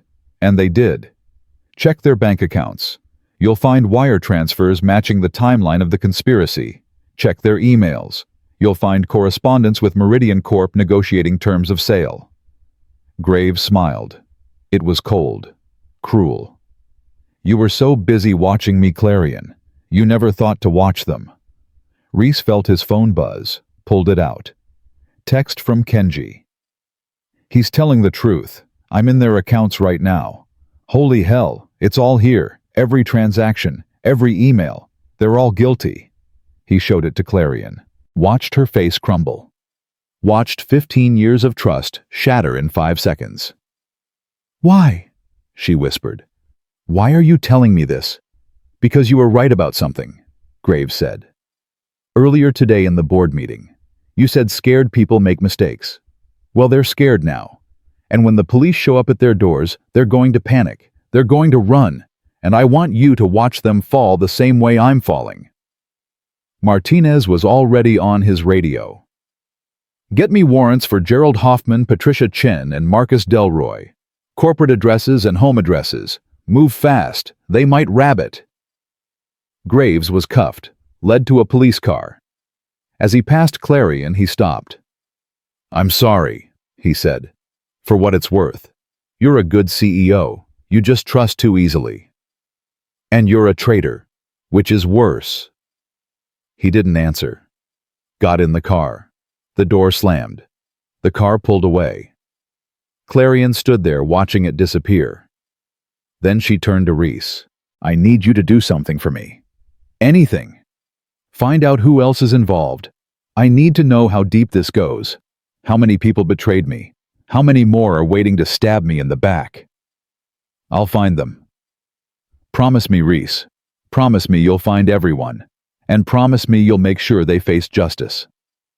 He looked at her, saw the hurt, the betrayal, the anger underneath the professional facade. I promise, he said, but on one condition. What condition?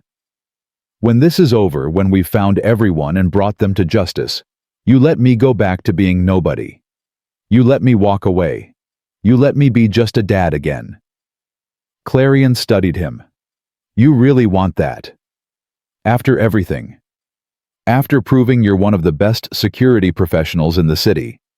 I don't want to be the best. I just want to be there when my daughter goes to bed.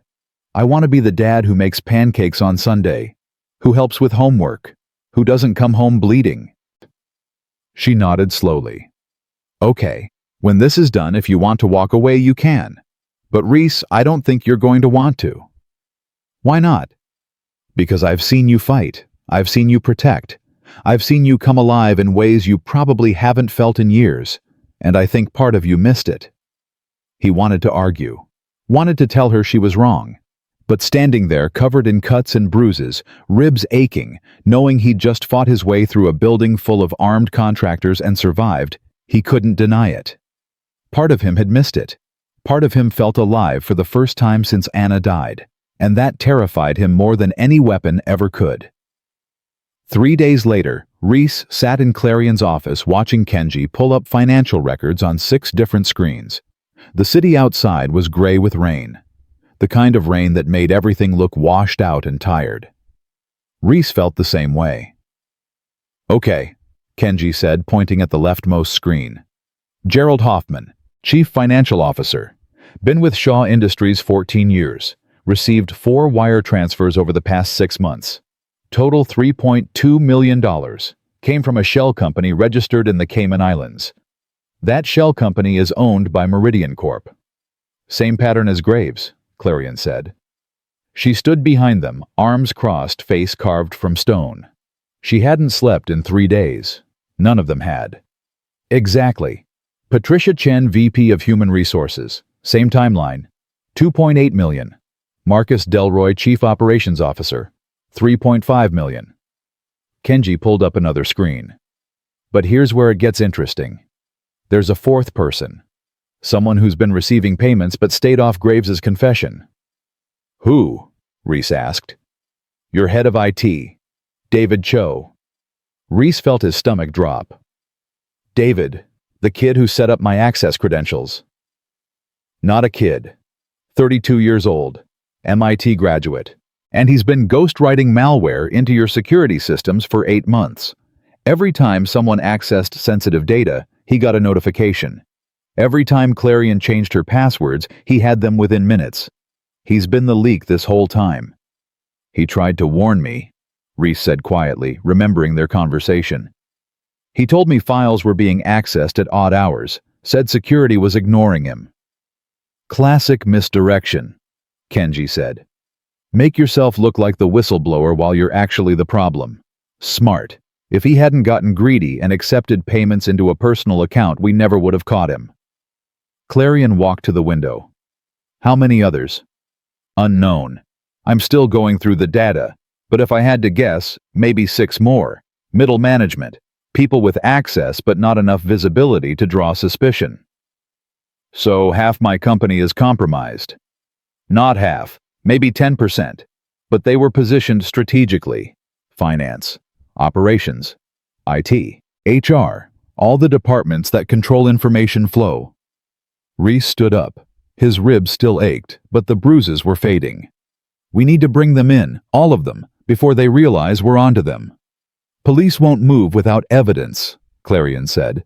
Bank records aren't enough. We need communications, proof of intent. Then we manufacture proof, Kenji said. We set a trap, make them think they're about to be caught. See who runs, see who makes calls, see who deletes files. That's entrapment, Corrian said. No, that's investigation. Entrapment is making someone commit a crime they wouldn't otherwise commit. We're just creating conditions where guilty people reveal themselves. Kenji grinned. It's a fine line, but technically legal. Reese looked at Corrian. Your call. She thought for a long moment. Rain streaked the windows behind her. Finally, she nodded. Do it. But I want oversight. I want to know exactly what you're doing. No cowboy operations. Understood. Kenji started typing. I'll draft an internal memo. From you. Marked confidential. Says you've discovered evidence of widespread conspiracy. Says you're working with federal investigators. Says arrests are imminent. Then I'll send it to a fake email address. But I'll route it through the company server where anyone with admin access can intercept it. Including David, Reese said. Exactly. If he's guilty, he'll panic. He'll reach out to his co-conspirators. He'll try to delete evidence. And every move he makes, I'll track. How long? Give it 6 hours. If nothing happens by then, he's either innocent or very good at hiding. Clarion's phone rang. She answered. Shaw. Her expression changed. When? How bad? She listened. I'll be right there. She hung up, looked at Reese. There's been an incident at my house. Someone broke in. Police are there now. Reese was already moving toward the door. Let's go. They took Clarion's Aston Martin. Reese drove. Kenji stayed behind to monitor the trap they'd set. The rain had gotten heavier. Traffic was a nightmare. It took 40 minutes to reach Clarion's house in the hills overlooking the city. Police cars were everywhere. Yellow tape. Forensics van. Detective Martinez stood in the driveway looking grim. Ms. Shaw, he said, I'm sorry to call you out here, but you need to see this. They followed him inside. Clarion's house was modern. Glass and steel. Minimalist furniture. Art on the walls that probably cost more than Reese's truck. Everything was exactly as it should be, except for the office. Papers everywhere. Drawers pulled out. Computer smashed. And on the wall written in red spray paint, "You can't stop what's coming." Clarion stood in the doorway staring. They were in my home. Forced entry through the back door, Martinez said. Disabled your alarm. Professional job. In and out in under 10 minutes according to your security footage. Did the cameras catch anything? Masks, gloves. They knew where the cameras were. Avoided facial recognition. Martinez handed her a tablet. But they left something. Found it on your desk. Clarion looked at the screen. Her face went white. She handed it to Reese without a word. It was a photo. Laura, at school, playing on the playground. Taken 2 days ago. On the back, written in black marker, "Pretty daughter. Would be a shame if something happened to her." Reese felt his vision narrow. Felt his pulse hammer. Felt every promise he'd made to himself about staying calm evaporate like water on hot concrete. I need the original, he said. His voice was level, cold. Right now. Martinez hesitated. It's evidence. I can't. Detective, they threatened my daughter. Either give me that photo or I'm going to take it. Your choice. Martinez studied him. Saw something in his eyes that made him reach into an evidence bag and hand over the photo. Reese looked at it, turned it over. The handwriting was messy, rushed, done by someone who wanted to send a message but was too scared to take time making it perfect. This is panic, Reese said. Whoever did this is desperate. They're trying to scare us off before we find them. It's working, Clarion said quietly. Reese, I can't put your daughter at risk. If they're targeting her, they won't get near her. She's in Portland, protected. They don't even know where she is. This photo says otherwise. This photo is from before she left. It's old intel. They're bluffing. But even as he said it, Reese felt doubt creeping in. Felt fear.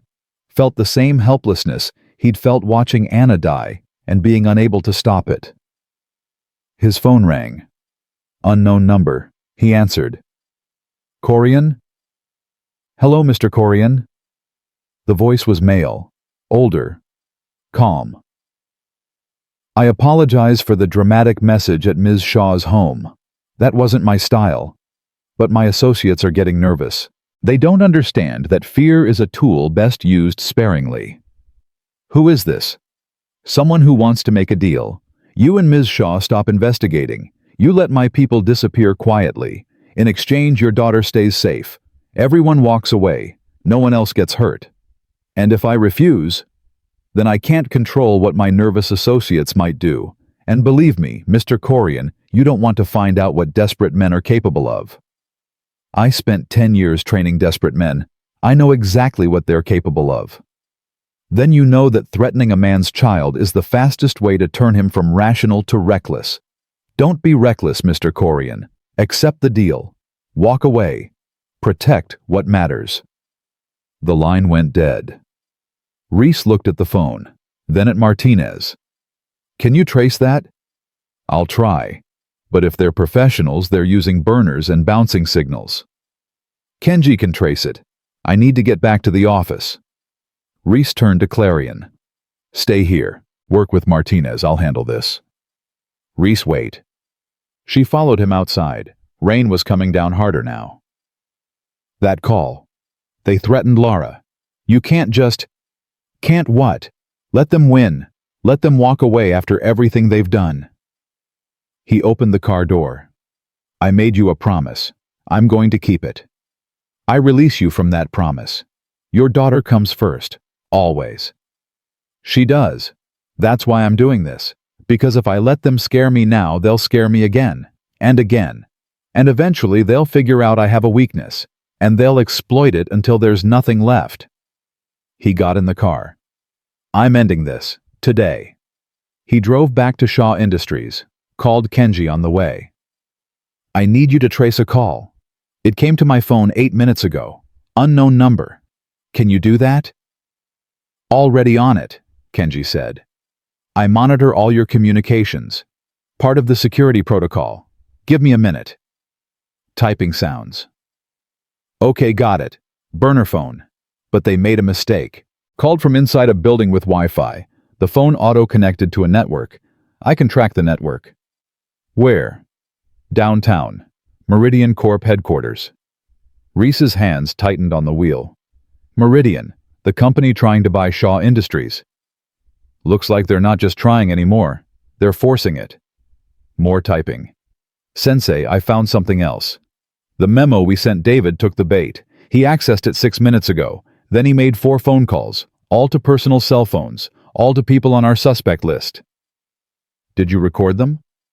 Every word. He's coordinating an emergency meeting. Tonight, 8 p.m. Some warehouse on the waterfront. He told everyone to bring hard drives, evidence, anything that could implicate them. They're going to destroy it all. Reese checked the time. 6:47 p.m. Can you get me the address? I can do better than that. I can get you blueprints, security systems, everything you need. Pause. Sensei, what are you planning? I'm planning to be there when they arrive. I'm planning to record everything they say. And I'm planning to make sure they can't run when police show up. That's dangerous. There will be at least 6 of them, maybe more. Then I'll need backup. Can you meet me there? Are you asking if I can fight? I'm asking if you will. Silence. Then, send me the address. I'll bring my laptop and some equipment. If we're doing this, we're doing it right. Reese hung up. Drove to his apartment, changed into dark clothes, black jacket, black pants, boots. He looked at himself in the mirror. Looked like someone going to war. His phone buzzed.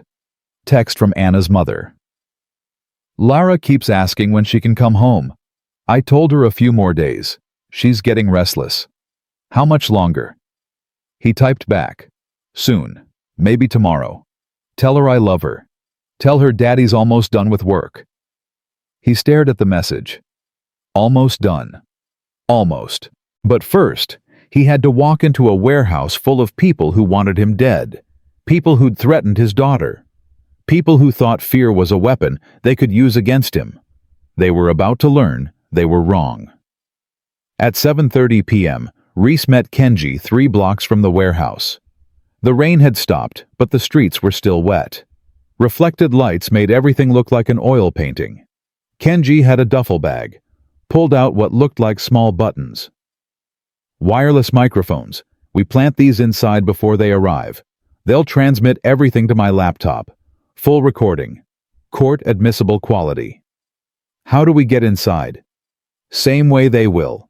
Through the loading dock. Security system is ancient. I can crack it in under a minute. Kenji pulled out something else. Also brought these. Tasers. Non-lethal but effective.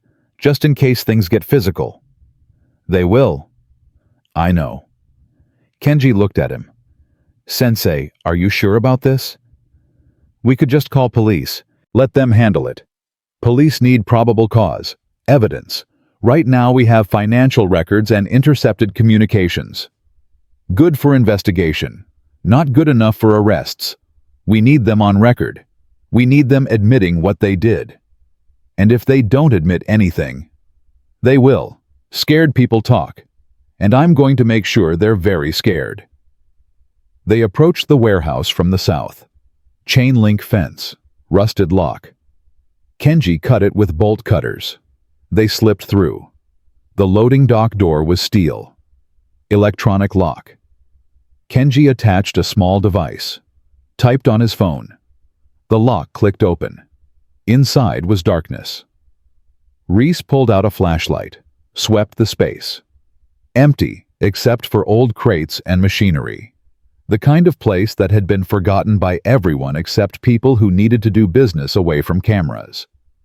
"Perfect for a secret meeting," Kenji whispered. "Also perfect for an ambush. Stay alert." They planted the microphones, one near the entrance, one by the crates where people would probably gather, one in the office overlooking the warehouse floor. "Done," Kenji said. "Now we wait." They climbed to the office, settled in. Kenji set up his laptop, pulled up the audio feeds, checked the recordings. Everything was working. 7:52 p.m. Headlights appeared outside, a car pulling up, then another, then 3 more. "Here we go," Reese whispered. People entered the warehouse. Reese counted them through the grimy office window. 6, no 7. All of them nervous, looking over their shoulders, carrying bags and briefcases. David Cho was there. So was a woman Reese recognized from HR. 2 men from finance, a woman from operations, and 2 people he didn't recognize. Older, wearing expensive suits, probably from Meridian Corp. "Everyone here?" one of the suits asked. His voice came through Kenji's laptop crystal clear. "Everyone except Graves and the board members," David said. "They're in custody." "Idiots. I told them to be careful. I told them Shaw was smarter than they thought." "So what do we do?" the HR woman asked. "She's investigating everything. She has that janitor working for her, the one who took down Apex Solutions. We're exposed." "Calm down," the suit said. "We destroy the evidence, wipe the drives, then we disappear. Meridian will take care of us. New identities, new lives. But only if we clean this up properly. And if Shaw keeps digging." The suit smiled. It was cold. "Then we make sure she can't, permanently. Along with her new security chief and anyone else who knows too much." Reese felt his jaw clench. Kenji gave him a look that said, "Got it. All recorded. Enough for conspiracy to commit murder." "Start wiping drives," the suit said. "We have 30 minutes, then we burn this place and disappear." They started working, pulling out hard drives, connecting them to laptops, running deletion software. Reese pulled out his phone, texted Martinez. "Warehouse on Pier 47. Multiple suspects destroying evidence and planning murder. Need units now. Warrant attached." He attached Kenji's audio file. 3 dots appeared. Then, "Units en route. ETA 8 minutes. Do not engage." Reese put his phone away, looked at Kenji. 8 minutes. Can we stay hidden that long? We better. Because if they find us before police arrive. A flashlight beam hit the office window. "There!" someone shouted. "In the office!" Reese swore. "They made us. Move!" They ran for the back exit. Behind them, footsteps pounded up the stairs. The office door crashed open. "Stop, police!" Reese shouted, hoping the lie would buy them seconds. It didn't. A gunshot. The window exploded. Glass rained down. They hit the stairs. 2 men were coming up.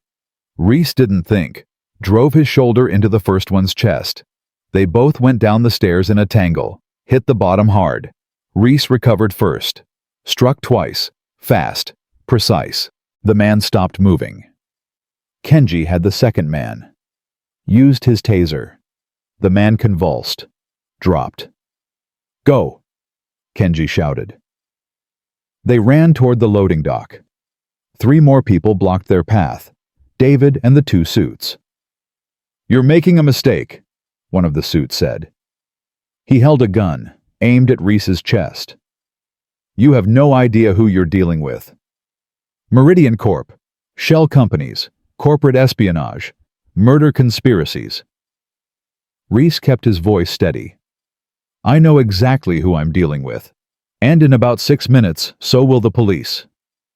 Police won't get here in time to save you. Maybe, but they'll get here in time to arrest you. And I recorded everything you said, every threat, every admission. It's already uploaded, already in detectives' hands. You're done." The suit's hand wavered. "You're bluffing." "Am I?" "Check your phone. See if you got any texts from your contacts in the department warning you about incoming warrants." The suit pulled out his phone. His face went pale. "How did you sirens? Distant, but getting closer." That's how, Reese said. The suit made a decision, raised his gun, finger tightening on the trigger. Reese moved, closed the distance in 3 steps, trapped the gun hand, twisted. The gun fired wild. Reese drove his elbow into the man's temple. He dropped. The second suit ran. David stood there, frozen laptop clutched to his chest. "Don't," Reese said quietly. "It's over. You can walk out of here in handcuffs or on a stretcher. Your choice." David's eyes filled with tears. "I didn't want this. They said it would just be data, just corporate espionage. No one would get hurt." But people did get hurt, and they were planning to hurt more. The sirens were louder now. Police were seconds away. David set down his laptop, raised his hands. "I'm sorry. I'm so sorry." Police burst through the loading dock door. Guns drawn, flashlights everywhere. On the ground. Everyone on the ground. Reese and Kenji dropped immediately. Hands behind their heads. Let the police sort it out. Martinez appeared. "Corrian, I told you not to engage." "We didn't engage. We observed. They engaged us." "That's a technicality. It's also the truth. Check the recordings. You'll see." Martinez helped him up, looked around at the 7 suspects being cuffed, at the hard drives scattered across the floor, at the evidence that would put them all away for 20 years. "You just broke a major corporate conspiracy," Martinez said. "You know that, right? I just kept a promise to my boss. Your boss is lucky to have you." Reese looked at the suspects being led away, saw David crying, saw the suits staring at nothing, saw the HR woman shaking. "I don't feel lucky," he said quietly. "I feel tired." An hour later, after statements and evidence collection and enough paperwork to kill a Forrest, Reese and Kenji stood outside the warehouse watching the last police car drive away. "That was insane," Kenji said. "Even for us, that was insane. It's done. They're all arrested. Clarion's safe. The company's safe. And you? Are you safe?" Reese thought about it. About the threats. About the photo of Laura. About everything that had happened in the past 4 days. "I will be. After I talk to my daughter." He pulled out his phone. Called Anna's mother. She answered on the first ring. "Reese, is everything okay?" "It's over. Bring Laura home tomorrow. It's safe now." "Thank God. She'll be so happy. Do you want to talk to her?" "Put her on." Shuffling sounds. Then Laura's voice. "Daddy. Hey, sweet pea. Are you done helping the important person?" "Yeah, baby. I'm done. And tomorrow, you come home." "Can we get pancakes?" "We can get whatever you want." "I want pancakes and you and no more work trips." Reese smiled for the first time in days. "Deal. I love you more than all the stars." "I love you more than all the universe." He hung up, looked at the city, at the rain starting again, at the lights reflecting off wet pavement. Kenji stood beside him. "What now, Sensei?" Now I go home. I wait for my daughter, and I figure out what comes next. You going to keep working for Clarion? I don't know. Maybe. Maybe not. He looked at Kenji. Thank you. For everything. For helping. For being there. For remembering what I taught you. You taught me to protect people who need protecting. I was just following your example. They shook hands. Kenji drove away. Reese stood there alone for a moment. Then he got in his truck and drove toward his apartment. His phone buzzed. Text from Clarion. Martinez told me what happened. You could have been killed. He typed back, but I wasn't. It's done. Everyone's arrested. You're safe. 3 dots. Then, come to my office tomorrow, 10 a.m. We need to talk about what happens next. Reese stared at the message. Tomorrow. What happens next? The future he'd been avoiding thinking about. He drove home, climbed the stairs to his apartment, opened the door. Everything was exactly as he'd left it. Lara's drawings on the fridge, the photo of Anna on the mantel, the rainbow nightlight glowing in the empty bedroom. Tomorrow his daughter would come home. Tomorrow he'd make pancakes. Tomorrow he'd figure out what kind of man he wanted to be. But tonight, he sat in the dark apartment and let himself feel everything he'd been pushing down. The fear, the exhaustion, the realization that he'd come alive in the past 4 days in ways he hadn't felt in 3 years, and the terrifying knowledge that Clarion had been right. Part of him had missed it. Part of him wanted to keep doing it. And that was the part that scared him most. Morning came too fast. Reese hadn't slept, had spent the night staring at the ceiling thinking about promises and doors and the man he used to be versus the man he'd become. At 7:00 a.m. he made coffee. At 7:30 he heard a car pull up outside. His heart jumped. He went to the window. Anna's mother was getting out of her sedan. And there, opening the back door, was Lara. Reese was out the door before he could think. Down the stairs. Lara saw him and ran. "Daddy!" He caught her, lifted her, held her like she might disappear if he let go. "I missed you so much," she said into his shoulder. "Grandma's house is nice, but it doesn't have you." "I missed you too, sweet pea, more than you know." Anna's mother walked over. She looked tired, worried. "Reese, you look like hell." "I feel like hell. But it's over. Everything's over." "Is it safe? Really safe?" "Really safe. I promise." He set Lara down, but kept holding her hand. "Thank you, for taking her, for keeping her safe." "She's my granddaughter. I'd do anything." She studied his face. "Anna would be proud of you. You know that, right?" The words hit harder than any punch. Reese nodded, not trusting his voice. "Come on inside," he said finally. "I'll make coffee. Lara, you want pancakes?" "Yes, with chocolate chips." They went upstairs. Reese made pancakes while Lara told him everything about Portland, about the ducks in the park, about Grandma's neighbor who had 3 cats, about how she'd been brave even though she was scared because Mommy gave her all her brave. Anna's mother watched them, smiled sadly. "You're good with her." "I'm all she has." "That's not true. She has me. She has Kenji, apparently. She has people who care." She paused. "And she has you figuring out how to live again. Anna wouldn't want you hiding forever, Reese." "I'm not hiding anymore. I think that's the problem." "That's not a problem. That's growth." At 8:30, Anna's mother left. Lara wanted to watch cartoons. Reese let her sitting beside her on the couch, just grateful she was home and safe and still small enough to curl up against his side.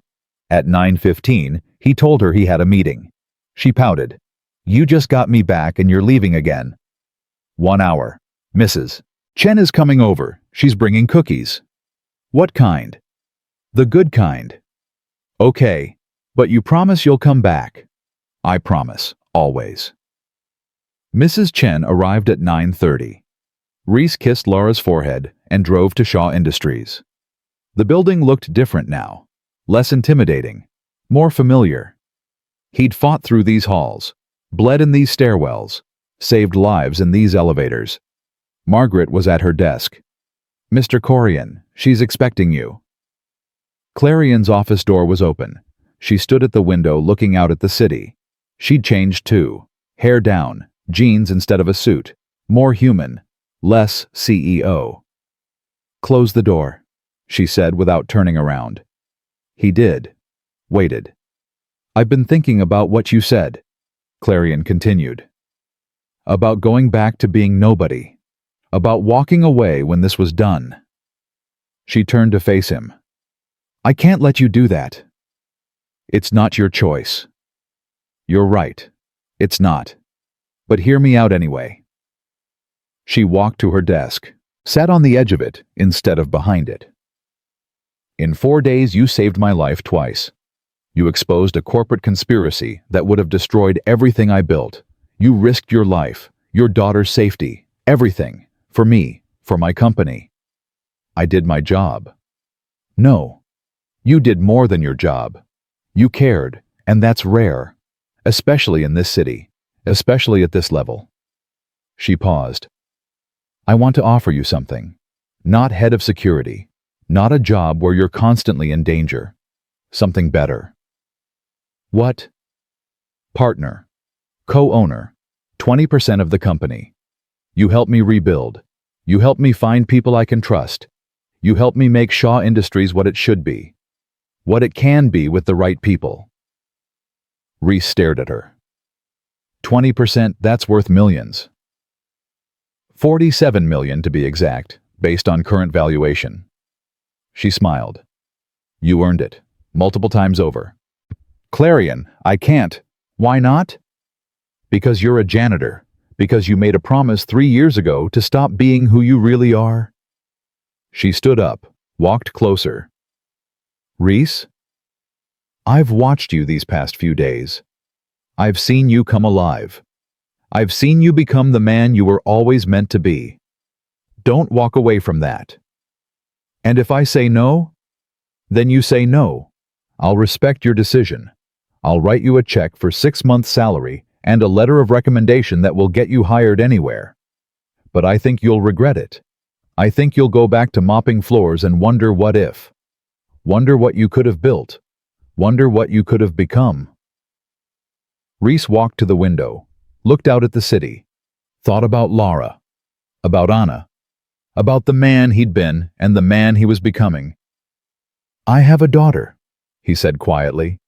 "She needs a father who comes home, who makes pancakes, who helps with homework, not someone who's constantly in danger." "Then don't be in danger. Be in boardrooms. Be in meetings. Be the person who builds things instead of fighting to protect them." Clarion stood beside him. "I'm not asking you to be a soldier. I'm asking you to be a builder. There's a difference." "Is there? Because 4 days ago you needed a soldier? What happens the next time you need one?" "Then we hire one.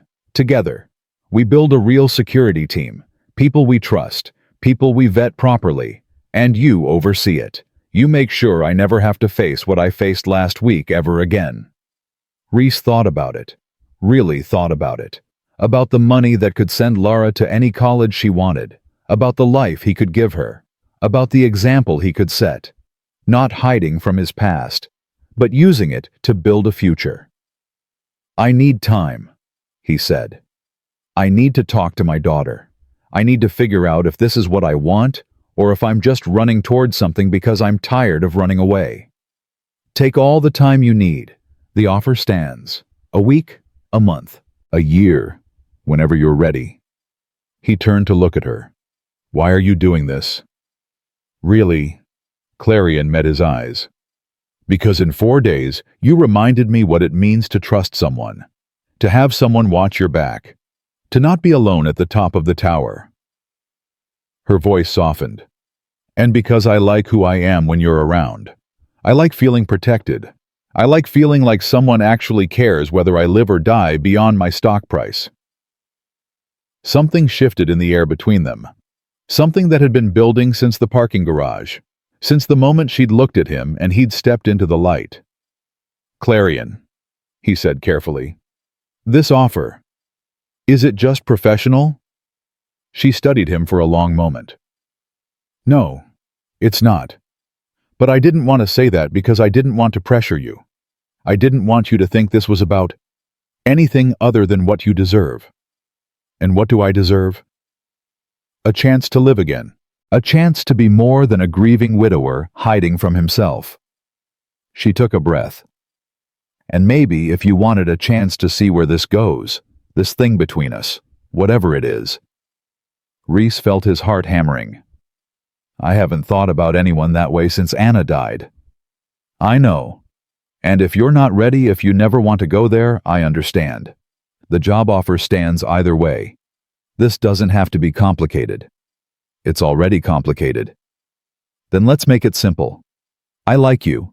You like me. Or at least I think you do. We work well together. We trust each other. That's more than most people start with. I have a 7-year-old daughter. I know. I met her once. She called me the queen with the shiny car. She's wonderful." "She is. And she's been through enough. I can't bring someone into her life unless I'm sure, unless it's real, unless it's forever." Clarion nodded slowly. "Then take your time. Figure out what you want, what you need, what forever looks like for you. And when you know, tell me. I'll be here."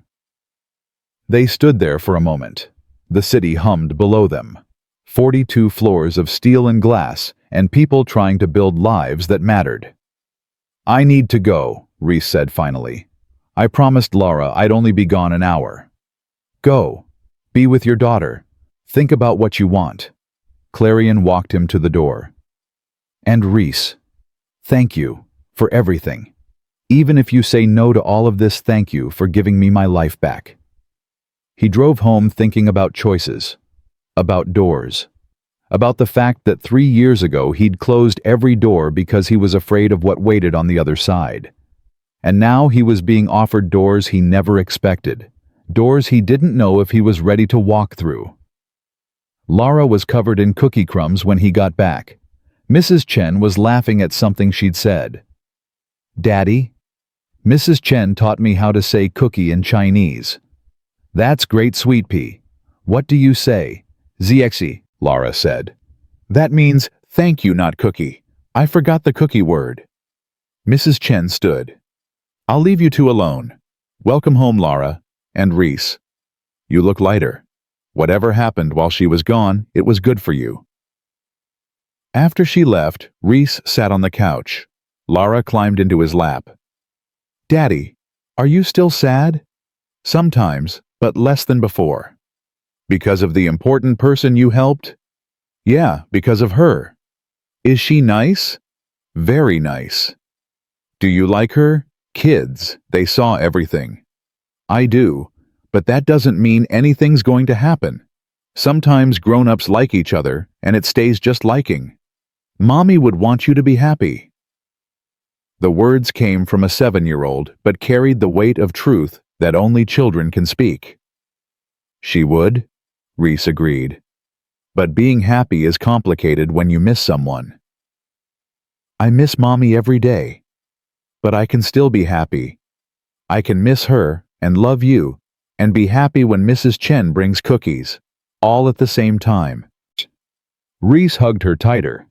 "When did you get so wise? Mommy gave me all her wise with her smart and her brave. She gave you everything good, didn't she? Except her hair. You said I got your hair. I wanted Mommy's pretty hair. Your hair is beautiful. It's curly and messy, just like mine, which makes it perfect."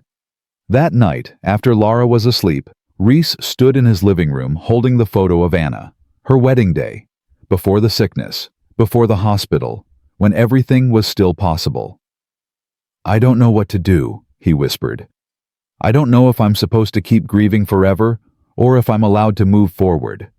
I don't know if taking this job makes me a good father or a reckless one. I don't know if letting myself feel something for someone else means I've forgotten you, or if it means I'm finally healing." The photo didn't answer. It never did. But somewhere in his memory, Anna's voice came to him. Clear. Strong. The way she used to sound when she was giving him advice he didn't want to hear, but needed to. Stop overthinking everything, Reese. You're a protector. That's who you are.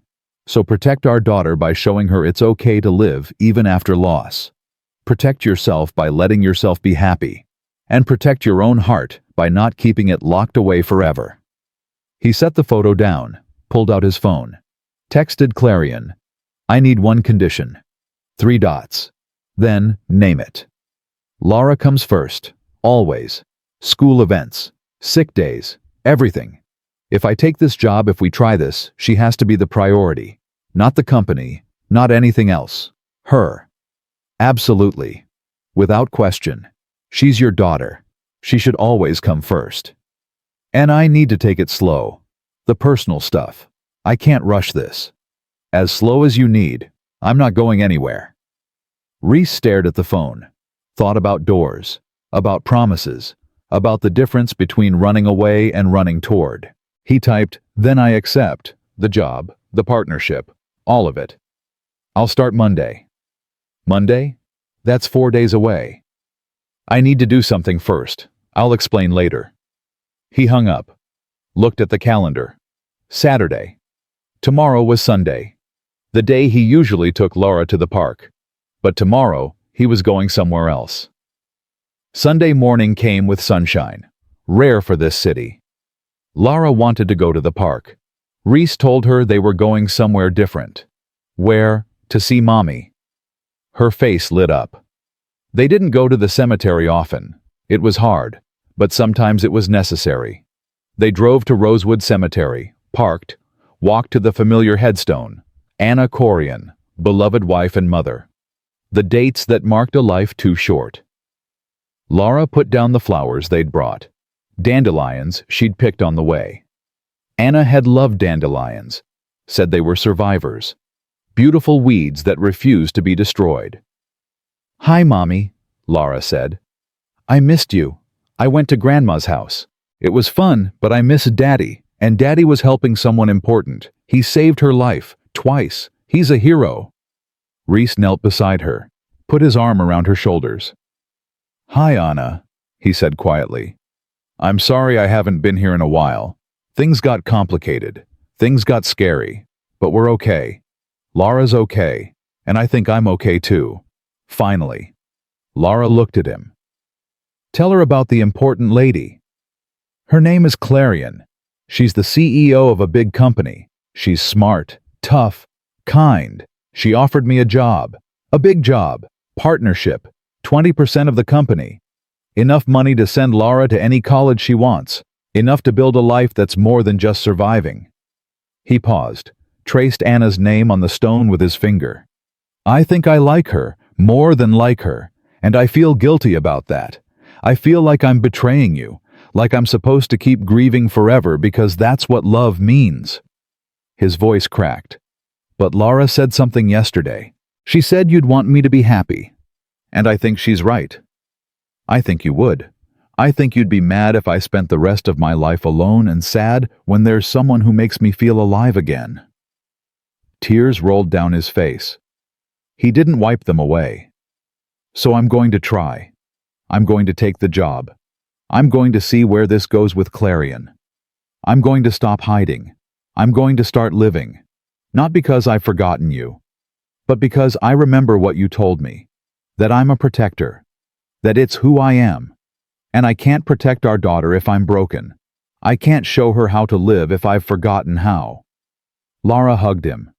Mommy's not mad, Daddy. She's happy. I can feel it. How do you know? Because the sun came out today, and Mommy always loved the sun. They sat there for a while. Reese told Anna about everything that had happened, about the parking garage, about Apex Solutions, about the warehouse, about coming alive again in ways that terrified and thrilled him. Finally, as the sun climbed higher, he stood. I think it's time to stop surviving, Anna. I think it's time to start living. For real this time. They left the cemetery. Laura held his hand the whole way back to the truck. Daddy, can we get ice cream? Anything you want, sweet pea. And can you call the important lady? Tell her we want to meet her. For real this time. Reese looked at his daughter. 7 years old, braver than he'd ever been. You want to meet Clarion? Yeah, if she's going to be around, I should meet her. Make sure she's nice to you. She's very nice to me. Good. Then I'll probably like her, but I still want to check. Monday morning, Reese walked into Shaw Industries as a partner. Margaret had his new security badge ready, his own office, his name on the door. Inside was a desk, a computer, a view of the city, and on the desk, a sticky note that said, "Welcome home, C." He smiled, sat down, started to work. The first month was chaos. Rebuilding the board, vetting new employees, installing security systems that actually worked, learning the business side of things. Reese discovered he was good at it, good at reading people, good at finding problems before they became disasters, good at building instead of just protecting. Clarion was there through all of it, teaching him, trusting him. Slowly, carefully, they built something that was more than professional. Lunch meetings that lasted too long, conversations that had nothing to do with work, moments where their hands brushed and neither pulled away immediately. Lara met Clarion 6 weeks after Reese started. They went to the park. Clarion wore jeans and a t-shirt, brought a soccer ball, played with Lara for 2 hours while Reese watched from a bench. When they left, Lara grabbed his hand. "She's nice, Daddy. You should marry her." "Sweet pea, it's not that simple." "Why not?" "You like her. She likes you. She likes me. She plays soccer. What else do you need?" Reese laughed. "A lot of other things. Time, making sure it's real, making sure it's forever." "It looks forever to me." Kids. They saw everything. 3 months later, Clarion came to dinner at his apartment. Reese made pasta. Lara talked about dinosaurs. Clarion listened like it was the most fascinating thing she'd ever heard. After Lara went to bed, they sat on the couch, not touching, but close. "She's incredible," Clarion said. "You're raising an incredible human." "I'm trying. Most days I feel like I'm failing." "You're not. Trust me. I see a lot of kids. Board members bring them to events. Most of them are entitled brats. Lara, she's kind, curious, brave. That's all you." "That's Anna. She got all the good parts from Anna." "And the strength to keep going after losing her mother. That's you." Clarion turned to look at him. "Can I ask you something?" "Anything." "This, us, whatever this is, what do you want it to be?" Reese thought about it, about the past 4 months, about how his apartment didn't feel empty anymore, about how going to work felt like going towards something instead of away from something, about how Clarion's smile made him feel things he hadn't felt since Anna. "I want it to be real," he said. "I want it to be slow but real. I want to wake up one day and realize I'm happy, actually happy, not just surviving." "Are you there yet?" "Almost. But I need you to understand something. I loved Anna. I still love Anna. That doesn't go away. I don't want it to go away. She was part of what made you who you are. She gave you Lara. She taught you how to love someone completely. I don't want to replace her. I want to be something different, something new, something that exists alongside what you had not instead of it."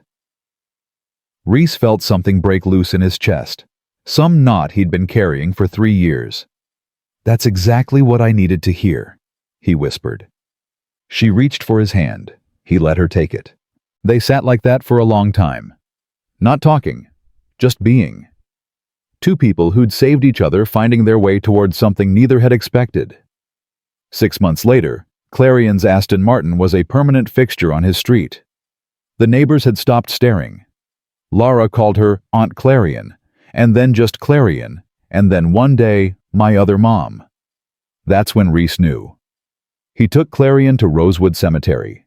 They stood in front of Anna's grave. Clarion had brought flowers, Real ones this time, not dandelions. "Hi, Anna," Clarion said softly. "I'm Clarion. I'm dating your husband. I'm in love with your husband. And I want you to know that I'll take care of him. I'll take care of Laura. I'll make sure neither of them forget you. I'll make sure Laura knows her mother was brave and smart and loved her more than anything." She set down the flowers, stepped back. Reese knelt. "Anna, I'm going to ask Clarion to marry me. I wanted you to know first. Wanted to tell you that I'm keeping the promise I made. I'm living. I'm protecting. I'm being the man you believed I could be. And I hope that somewhere, somehow, you're okay with this. I hope you're happy that I found someone who makes me feel alive again." The wind picked up, rustled the leaves on the trees around the cemetery, scattered dandelions across the grass.